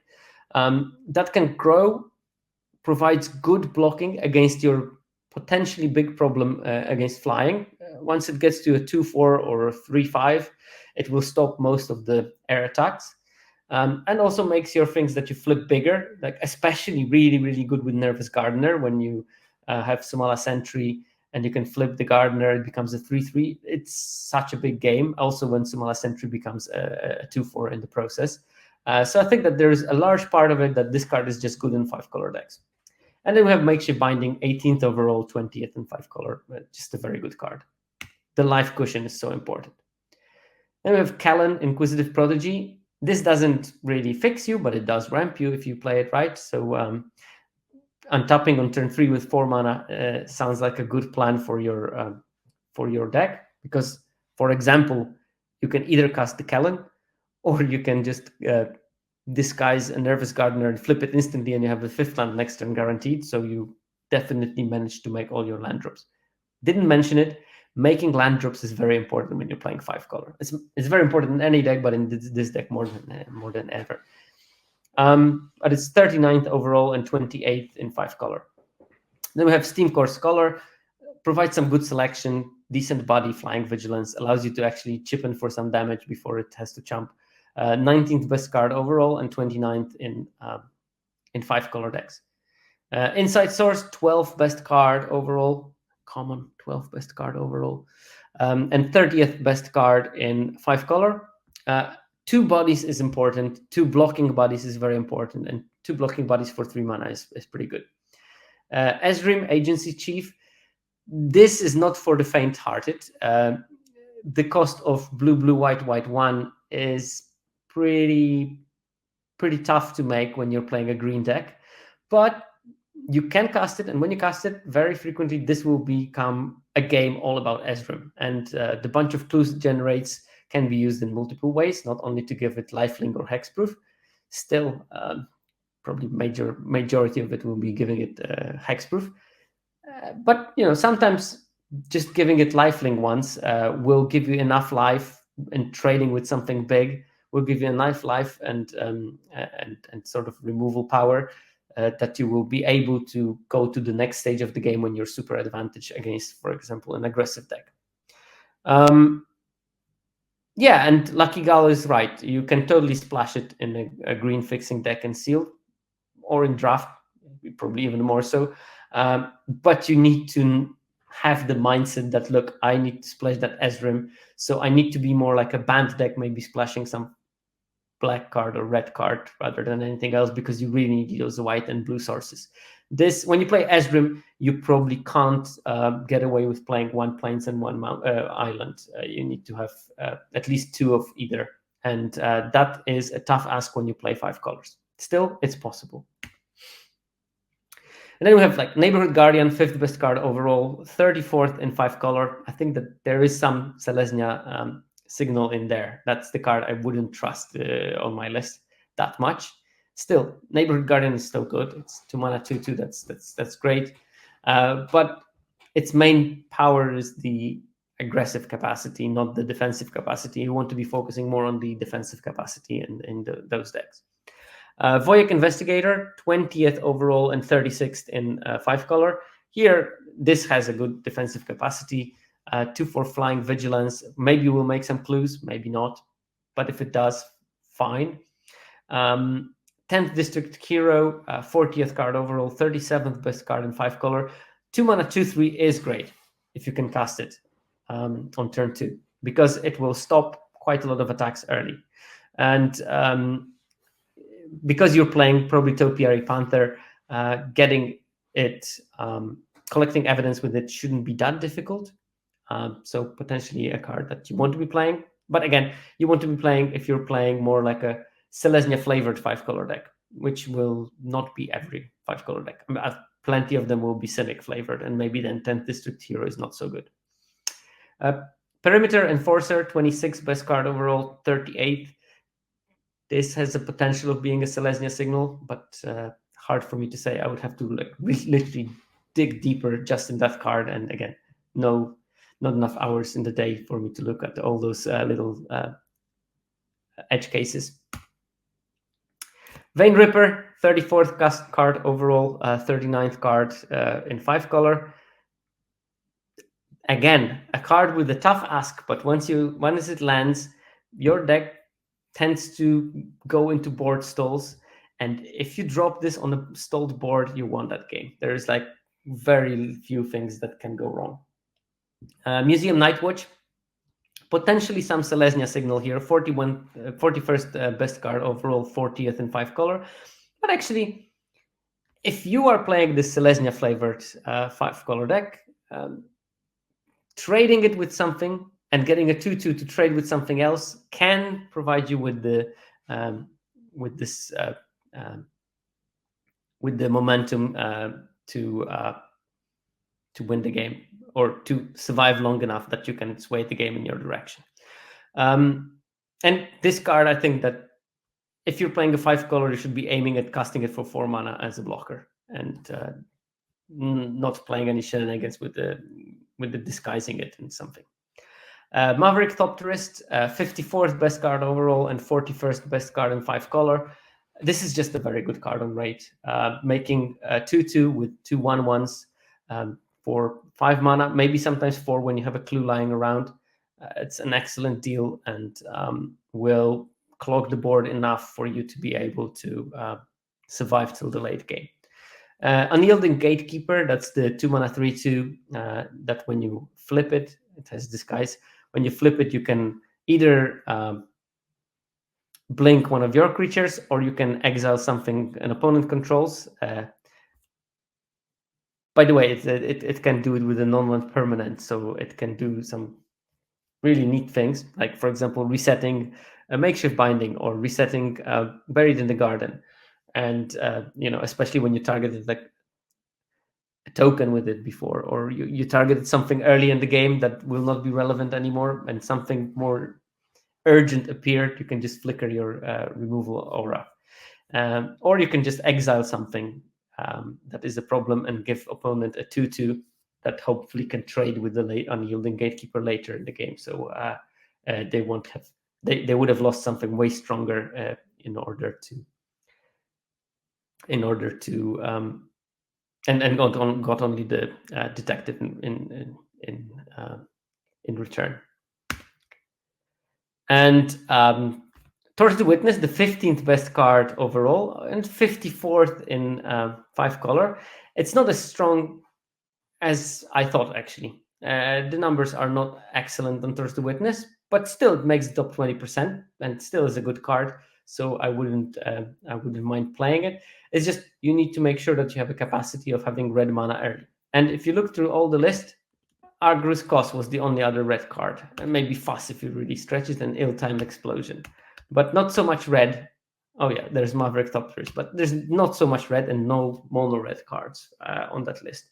And the last card that should have been earlier, but I made a doo-doo in making of the slides, and I didn't want to correct like 8 slides moving everything around, so I decided to just include it at the end. Izoni, center of the web, 16th best card overall, but 5th best card in 5-color decks. This is going to be a centerpiece of any of your 5-color decks. So we can move to the 5-color specific cards. I think that an even more interesting segment of the presentation.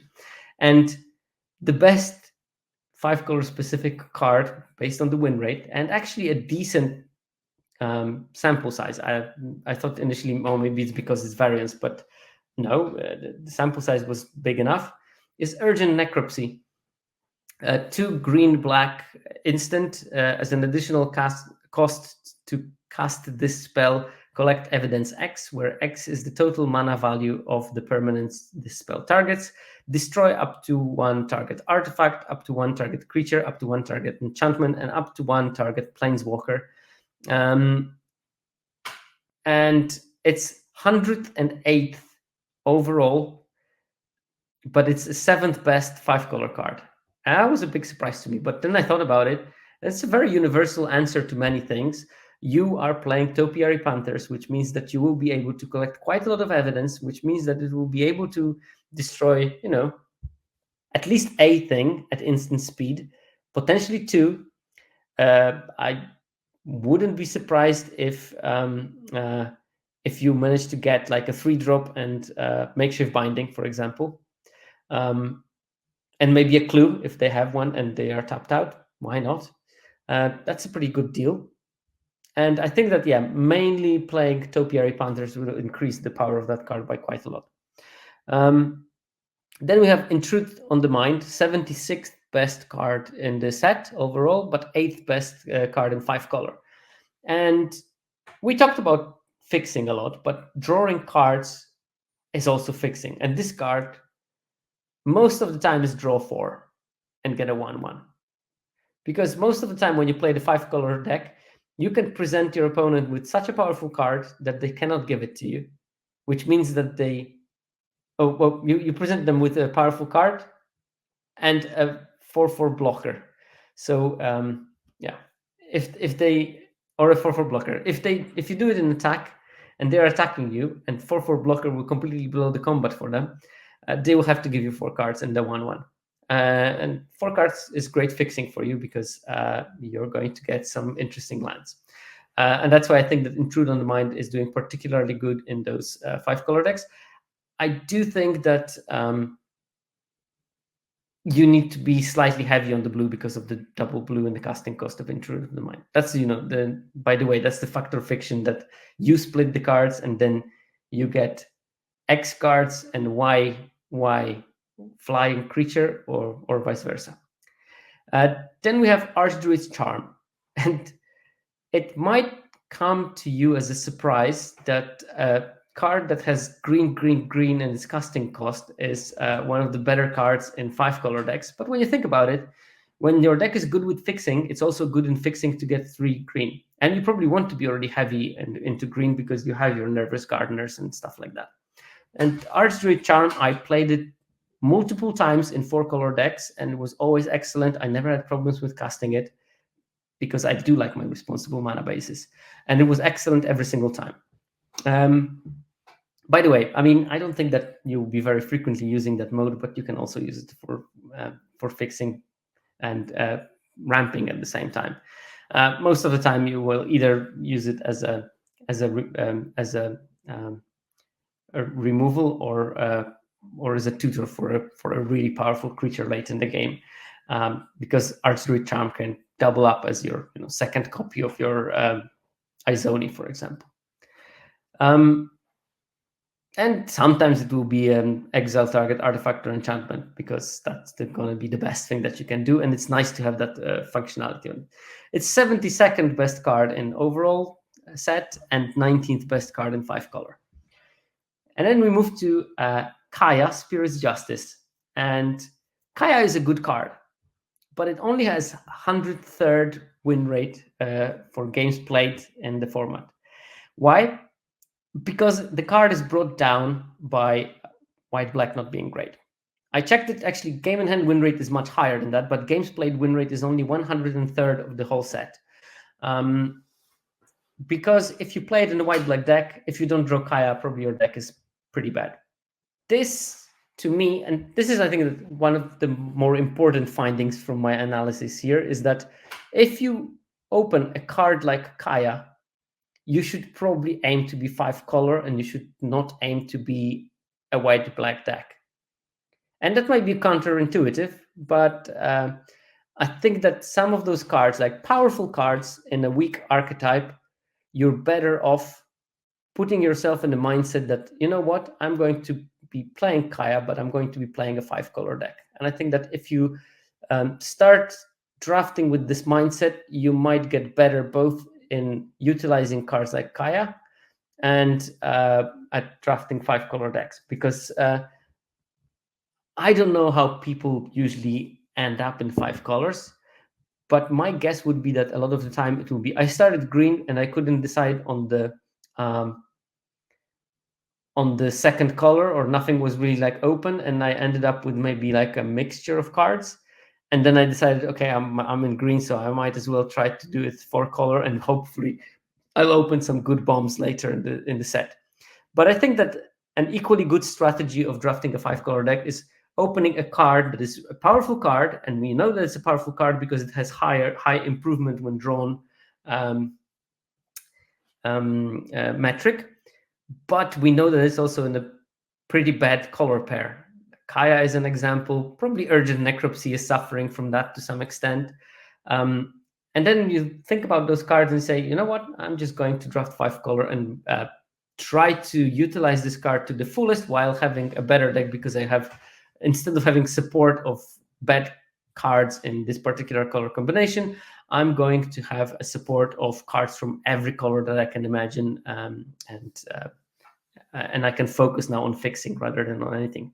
And also remember that if you do that, if you first pick Kaya and you start drafting with the mindset of I'm going to be a 5-color deck, fixing is much more available in pack 1. So you have a Kaya, you can focus on getting the fixing in the pack 1 and then hope to reap extra rewards in packs 2 and 3. And like that, you don't have to hope on the rewards because you already got one in Kaya. And who knows, maybe you'll get lucky and you're going to get Tolsimir in last pack, or I don't know, Rakdos, because it's going to get past you because no one was in the position to draft multicolor because you were picking all the fixing early. Okay, and here I think that we go to the potentially most important cards in 5-color decks, at least from my analysis. In Loxodon Eavesdropper. It's 67th most powerful card in the set, but in 5-color, it's 22nd best card. And that was an eye-opener for me. I played the card a lot, but I just, before I looked at the data, I didn't realize just how important that Elephant that could is for this deck. Because it does a couple of good things. It drops a 3/3 body. It gives you a clue that you can always utilize later in the game, and it gives you the hope of having that late game. But also, and I wouldn't underestimate it at all, it gives you this opportunity to occasionally sacrifice a clue, swing with it, and still have a blocker, which is great because you can do some chip damage, and the more chip damage you do, the more insurance you get against opponents starting to beating you up. Because if they are at 12 life and they attack all, and something goes wrong, they can all of a sudden wake up in the world where you have a swing back for lethal. So a couple of chip-ins with the Eavesdropper can really be your insurance in the longer game that the opponent will not be able to commit all in. So yeah, great card, and the data sort of suggests that it's pretty important if you play that if you play that 5-color deck.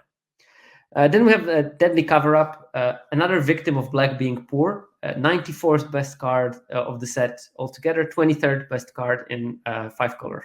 So this is like a good reward for you if you get a Deadly Cover-Up. Crows and Tusker, 145th best card of the set altogether, 24th best card in 5-color. Turns out 3 mana to draw a card and get a land is good, and then the 6/5 body is not nothing. It's not as good as Topiary Stomper in fixing, but drawing a card is worth something. And especially when you're playing some kind of instant speed interaction, when you have that mana for, I don't know, and the mutation, and opponent doesn't cast anything because they play around the mutation. Yeah, just cycle the Crows and Tusker, get some extra land, get some extra fuel, you're good. Sharp-Eyed Rookie, 55th best card overall, and 25th. It's just a good card. It just missed to be top 20 overall by one position, so really could have been in the other category easily if I would check the data on a different day. Another very important card for the 5-color decks, Coerced to Kill. 3 blue black for the control magic that turns a creature into a 1/1 Death Toucher. 90th overall and 26th in 5-color. It's very easy to splash, and they go quite late because people already figured out that Dimir is not great. And what is also good about this card is that sometimes you will steal something that is much bigger. Best thing I've done so far with it is stealing an 11/11 Crowd Control Warden. And then, of course, it becomes a 1/1, but it still has 7+1/+1 counters, which is great. Also, stealing Bloomkins is great. So there are a couple of little combos with this card that allow you to actually steal a big Death Toucher. And big Death Touchers are really, really pain to deal with. Treacherous Terrain, 151st best card of the set, but it's 27th best card in the 5-color. It's a great fixing. It doesn't require green, which is a rarity. Oh, Thunderwunk is telling another good combo with Chorus to Kill. Stealing the Phoenix is great because it is your ability to collect evidence. So if the Phoenix dies, it comes back as an actual creature and you get to keep it forever. Great catch. Yeah, but Treacherous Terrain, the fact that it's colorless is pretty good. Basic land cycling is something that you want. 8 mana for collecting evidence is great. I can imagine that works perfectly well with Analyze the Pollen or something. I didn't see it cast yet, but I guess there are games when you will cast it and put opponent in a rough spot. Then we have Meticulous Archive, one of the dual lands, the Plain Island. 126th overall and 32nd in 5-color. And that shows you how much more valuable those dual lands are in 5-color decks. And I think we only see 2 on this list, but a bunch of them were just outside the 20%. They're still quite high picks, and they are worth it. And I would say, especially when you have Bloomkin, all the green ones gain extra value because with Bloomkin, you just have a free surveil every time that you flip it because you will get the one of the dual lands tapped onto the battlefield. They come in tapped anyway, so you don't lose anything and you get a free surveil plus extra color of mana.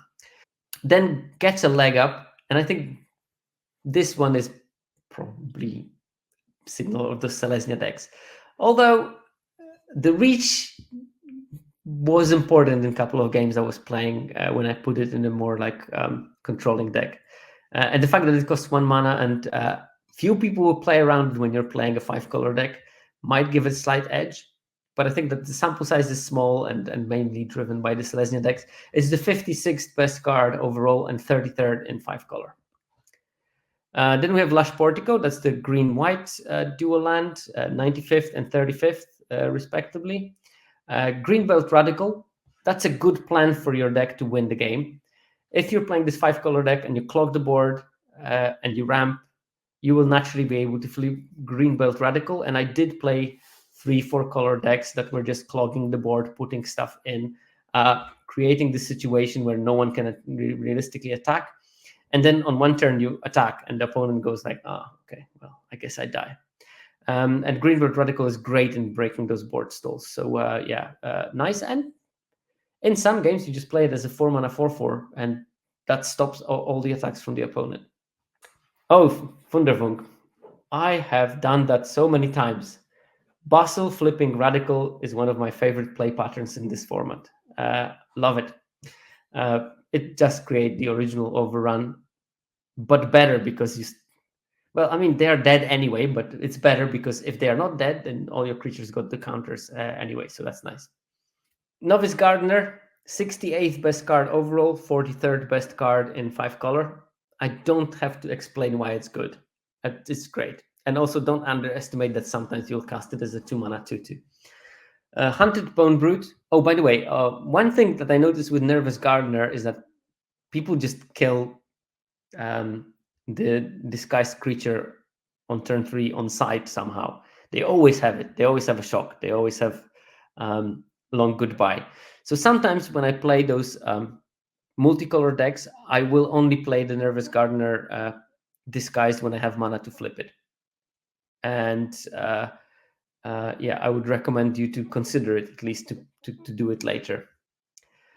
Okay, next we have Hunted Bone Brute, 104th best card overall. Another victim, in my opinion, of how bad black is, but 44th best in 5-color. Another reason to not think when you first pick a Hunted Bone Brute that you're a black deck. It's a good reason to think, you know what, maybe I'm a 5-color deck, and Bone Brute is my black part of those 5 colors. Then we have Exit Specialist, 65th best card overall, 45th best here.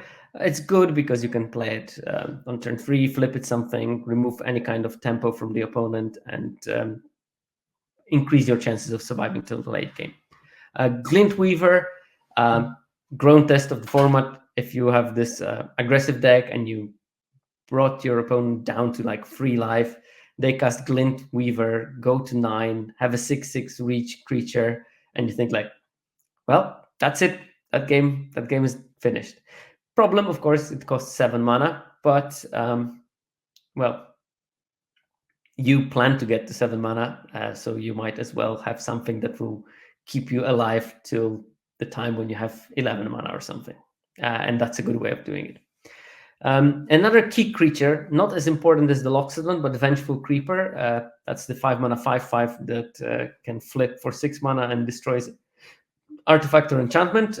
When you do it, that enchantment destruction is sometimes so important because if an opponent casts one of the cases and solves it, or they have a key creature of yours was removed with Buried Alive or Makeshift Bindings, Creeper can fix it. Or opponent builds this big Gleaming Drake and you just flip a Creeper. Or just to kill the 3/2 Gargoyle. So many uses for that card, and that's why it's 77th best card overall, which is already pretty good, actually, for common like that. That goes pretty late.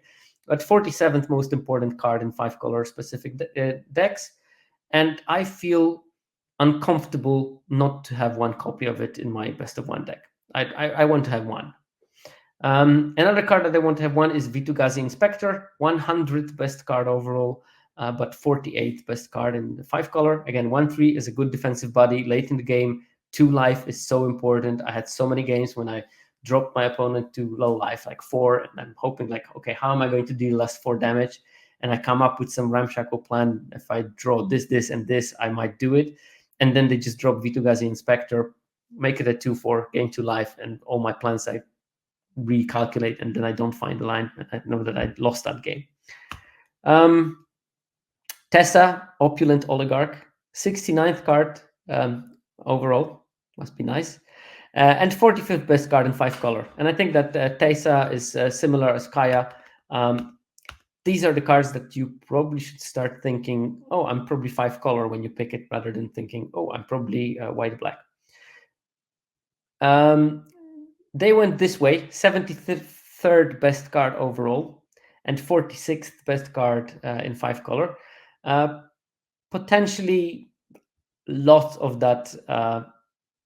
So It's 73rd best overall because it's mainly played in 5-color decks. And overall win rates are slightly higher than the 5-color win rates, so that's why it's lower. But They Went This Way is more important than people think.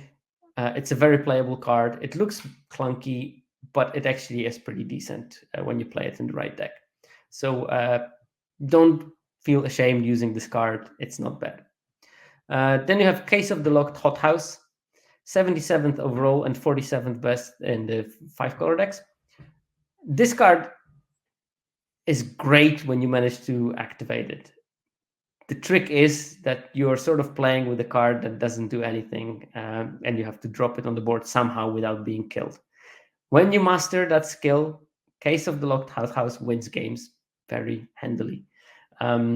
It's just the trick on how to play it. And I had games when I just didn't have a spot to play it because I was fighting for my survival. And then I would rather have that being any kind of interaction, because then maybe I would have won that fight for my survival, but because I was playing with a dead card in my hand, I lost it. Still, it's a good card, so you have to play it. It's just you need to figure out how to make sure that it will become active at some stage. Vandervunk mentions in the chat that They Went This Way has been better for me when I have a Wrath. And yeah, of course, because you spend some time ramping, you take 4 extra damage, but you know you're going to reset the board. So that's why Deadly Cover-Up, that's why Ill-Timed Explosion, and probably No Witnesses to some extent are going to be good in those 5-color decks because you want to reset the board. And the last card, but not least on that list, is Escape Tunnel, 100th best card overall, 48th best card in 5-color decks. Need to make a correction because so They Went This Way is 154th. Case of the Locked Hothouse is 119th, and Escape Tunnel is 70th. That's the difference. And the numbers here are 49, 50, 52, and 53. Just for the correction. Okay. Sorry for that cock up. But yeah, They Went This Way is 154th. Okay, now for some cards that are not that great in 5 colors, but are good in other color combination. And here we have, I'm going to go from the least mistakes of putting in your 5-color decks to the biggest mistakes of putting in 5-color decks. Aurelia, the low above, 27th best card overall, but only 56th in 5 colors. Axebane Ferox, and again, these cards are getting so much competitive right now. Normally in the olden days, I guess that a 4/4 Vigilance Haste Flyer would be just good enough. But because the competition of the cards is getting so close, you need to use all of Aurelia. And part of Aurelia is when you attack with 3 or 5 creatures, it becomes much better. The problem with your 5-color deck is that once you attack with 3 creatures, the game should be over. So Aurelia's additional abilities are not that important. While in an aggressive deck, it's going to be a great finisher because you want to get extra value when you're in the end game, because every second for you counts. You want to kill people before turn 9. If you don't manage, you probably are on the back foot, and that's where Aurelia is amazing. But in the 5-color deck that wants to play a slower game, you don't want to attack with 3 creatures because probably you're going to die if you attack with 3 creatures. So you can only attack with this and ping for 4, which is good. Don't get me wrong. But then does it differ that much from Loxodon Eavesdropper, which is 1 mana cheaper and makes a clue when it enters, which is something useful for you? I would say not. And that's probably why Aurelia is not great. It's still good. It's 56th best card. It's just outside of the top 20%, but it's not like amazing. It has decks with Aurelia and 5 colors have a lower win rate than decks with Loxodon Eavesdropper. Axebane Ferox, again, similar situation. Part of that card is haste, and you will not always want to attack when you're playing those 5-color decks. So you lose that haste, and that means that you don't use the full value of the card. It's 50th best card overall and 58th in 5 colors. So slight drop, but still it doesn't quite catch this top 20%. Gleaming Drake is one of the better uncommons in the set, 32nd overall, but it's only 59th in 5-color. You still can play it because it makes a clue when it enters. It can become a very easily a 2/2 or a 3/3, which is fine. But it's not as good as in the dedicated deck, is it? And then Trostani, 42nd overall and 63rd in 5-color decks. Again, the plan is not exactly what you want to be doing. It wants to do probably more attacking than blocking. Although it can be good in blocking, 3 mana 4/4 is still good. It's just outside of this top 20%. Then we have a couple of cards that are absolute bangers in overall, but not so great in 5-color. Starting with Dog Walker, the 6th best card of the format in game played win rate, and only 64th in 5-color. It's just not on the plan at all, and also hard to cast. And probably you don't want to cast it on turn 2, and you have much better disguised creature that you want to flip cheaply. Same situation with Case of the Gateway Express, 10th best card overall, but only 65th in 5-color. Again, you don't want to attack with 3 creatures to flip it. And if you want to attack with 3 creatures to flip it, it doesn't matter. The game is over. When you start attacking with 3 creatures, it means you control the board, you're on safe life, and your creatures are getting in. Speeding it up by half a turn is not going to change that much. And you probably are not going to be that wide early because you're chump blocking. You're losing creatures just to keep the board to the minimum early so that you can actually win and give yourself time. So yeah, in neither situation, this card is going to be great. Still playable though. Lamplight Phoenix, 21st best card overall, 68th in 5-color. Probably double red pips is thing that stops it from being great. If it cost red and 2, it would have been probably an amazing card in this archetype. Auspicious Arrival, 30th best card overall, 69th in 5-color. Just not what you want to be doing.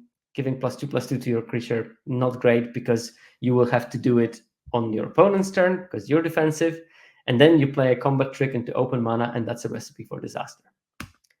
On the job, same situation. You're not attacking. Carl of Watchdog, same situation. You're not the attacking with 3 creatures kind of person.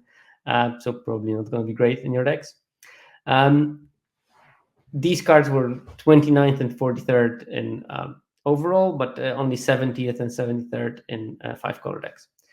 Then Lightning Helix. It's a good interaction. It gives you life cushion. It just probably will be very hard to cast in most of your decks.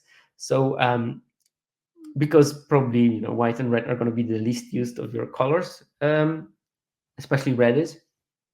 So you need to fix for both of those colors early, and that means that you probably don't have green, which is not optimal. And that's why it's only 78th in 5-color decks when it's 11th best card overall.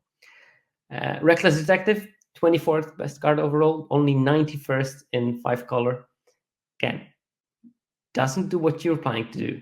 It wants to attack because you get the value when you attack. If you play it in your 5-color deck, most of the time it's just going to be an 0/3 wall. You can get better things than an 0/3 wall. You can even get the silly 3/2 detective. At least it trades with something bigger. Then War Leader's Call, again, not really your plan. 22nd best card overall, 92nd best card in the 5-color. So we're going to the 50% or 40% card.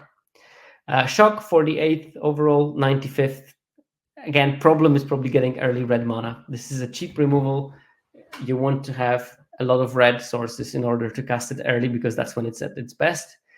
At turn 7, you should neutralize any 2/2s that opponent controls, and they don't do anything or are dead, hopefully. So Shock will not be that useful. So yeah, I guess if your 5-color deck is heavier on the red for some reason, then maybe you want to play several Shocks. But apart from that, nope. Seasoned Consultant, 36th overall, 96th here. Again, not the plan. You don't want to attack with 3 creatures. 49th overall and 98th in 5-color is Krenko, Baron of Tin Street. Haste creature, you don't want to be attacking. So that's what happens here. Just not on plan. And you will see the theme here. Market Watch Phantom, 37th overall, 100th here. Person of interest, 13th best card overall, 107th here. Not what you want to be doing, too aggressive. You want to be on the defensive. Put your persons of interest in your white-red decks, but not in those. Private Eye, slightly different case, because actually a 3-mana 3/3 might be decent. But again, I told you about how you need to utilize every single piece of the cardboard that you are given. And here you're playing 5 colors. If you're heavy on the band, maybe Private Eye is going to be better. It makes your Loxodon Eavesdropper a 4/4, which is very credible.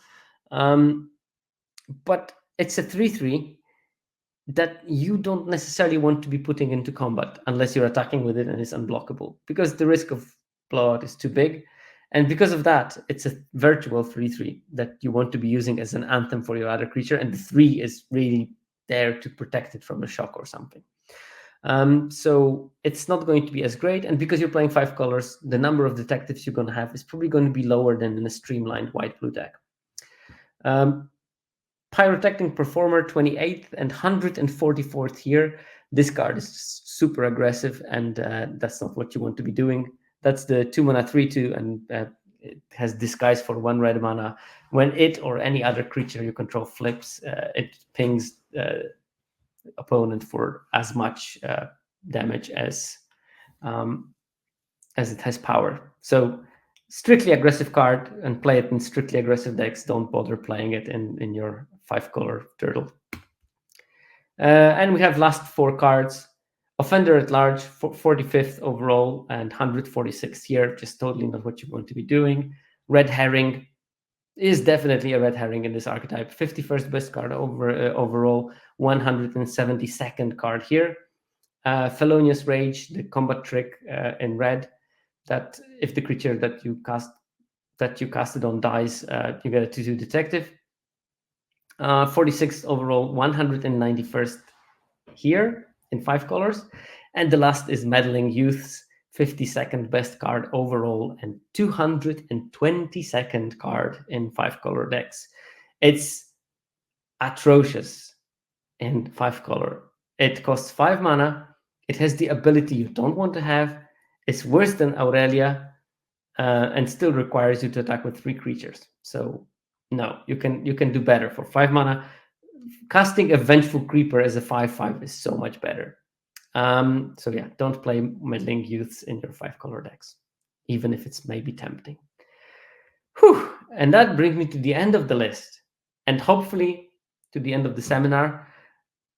What I really would be happy is that if after listening to this, you would know more about how to build mana bases. I would be hoping that you understand better how to approach drafting 5-color decks. It would be amazing if you realize that really powerful cards in less powerful archetypes are probably a good starting point to think about drafting 5 colors. In terms of last weeks of drafting MKM, I hope that listening to this seminar will convince you that dipping your toes in 5 colors at the end of the format might be a fun experience and a good lesson, especially if you don't feel confident drafting 5-color decks yet. I know that people in the chat definitely do, because I read some really good comments and really good strategies that they did, but maybe not everyone is either experienced, advanced, or whatever enough to be drafting 5 colors. I would say end of the format is a perfect time to try to do it, because you have your last couple of drafts. You might as well do something crazy, even if it will cost you gems, which it will likely do, because as I said during the seminar, 5-color decks still are going to be not winning as much as 2-color decks. Still, it's useful to know how to do it, because either a format will arrive when that ability will be very useful, or in some seeds, despite on average 5-color decks being worse, in some seeds the best option you will have is drafting a 5-color deck. And with that, I would like to thank 17 Lands, MTGA Zone, my patrons, including Henrietta, and Fake Jake Brown, who is my friendly elf that helps me with releasing this in the podcast version. While we're at this, Esescu and Manajanki, thank you very much for the music I'm using for the intro. And yeah, I hope you enjoyed it. I would encourage you to subscribe to the Patreon if you like my content. You'll get some extra perks, and I will get some extra perks, so everyone is happy. But don't worry if you don't. And with that, I'll see you next week. And I don't know what I'm going to be talking about, but we'll see.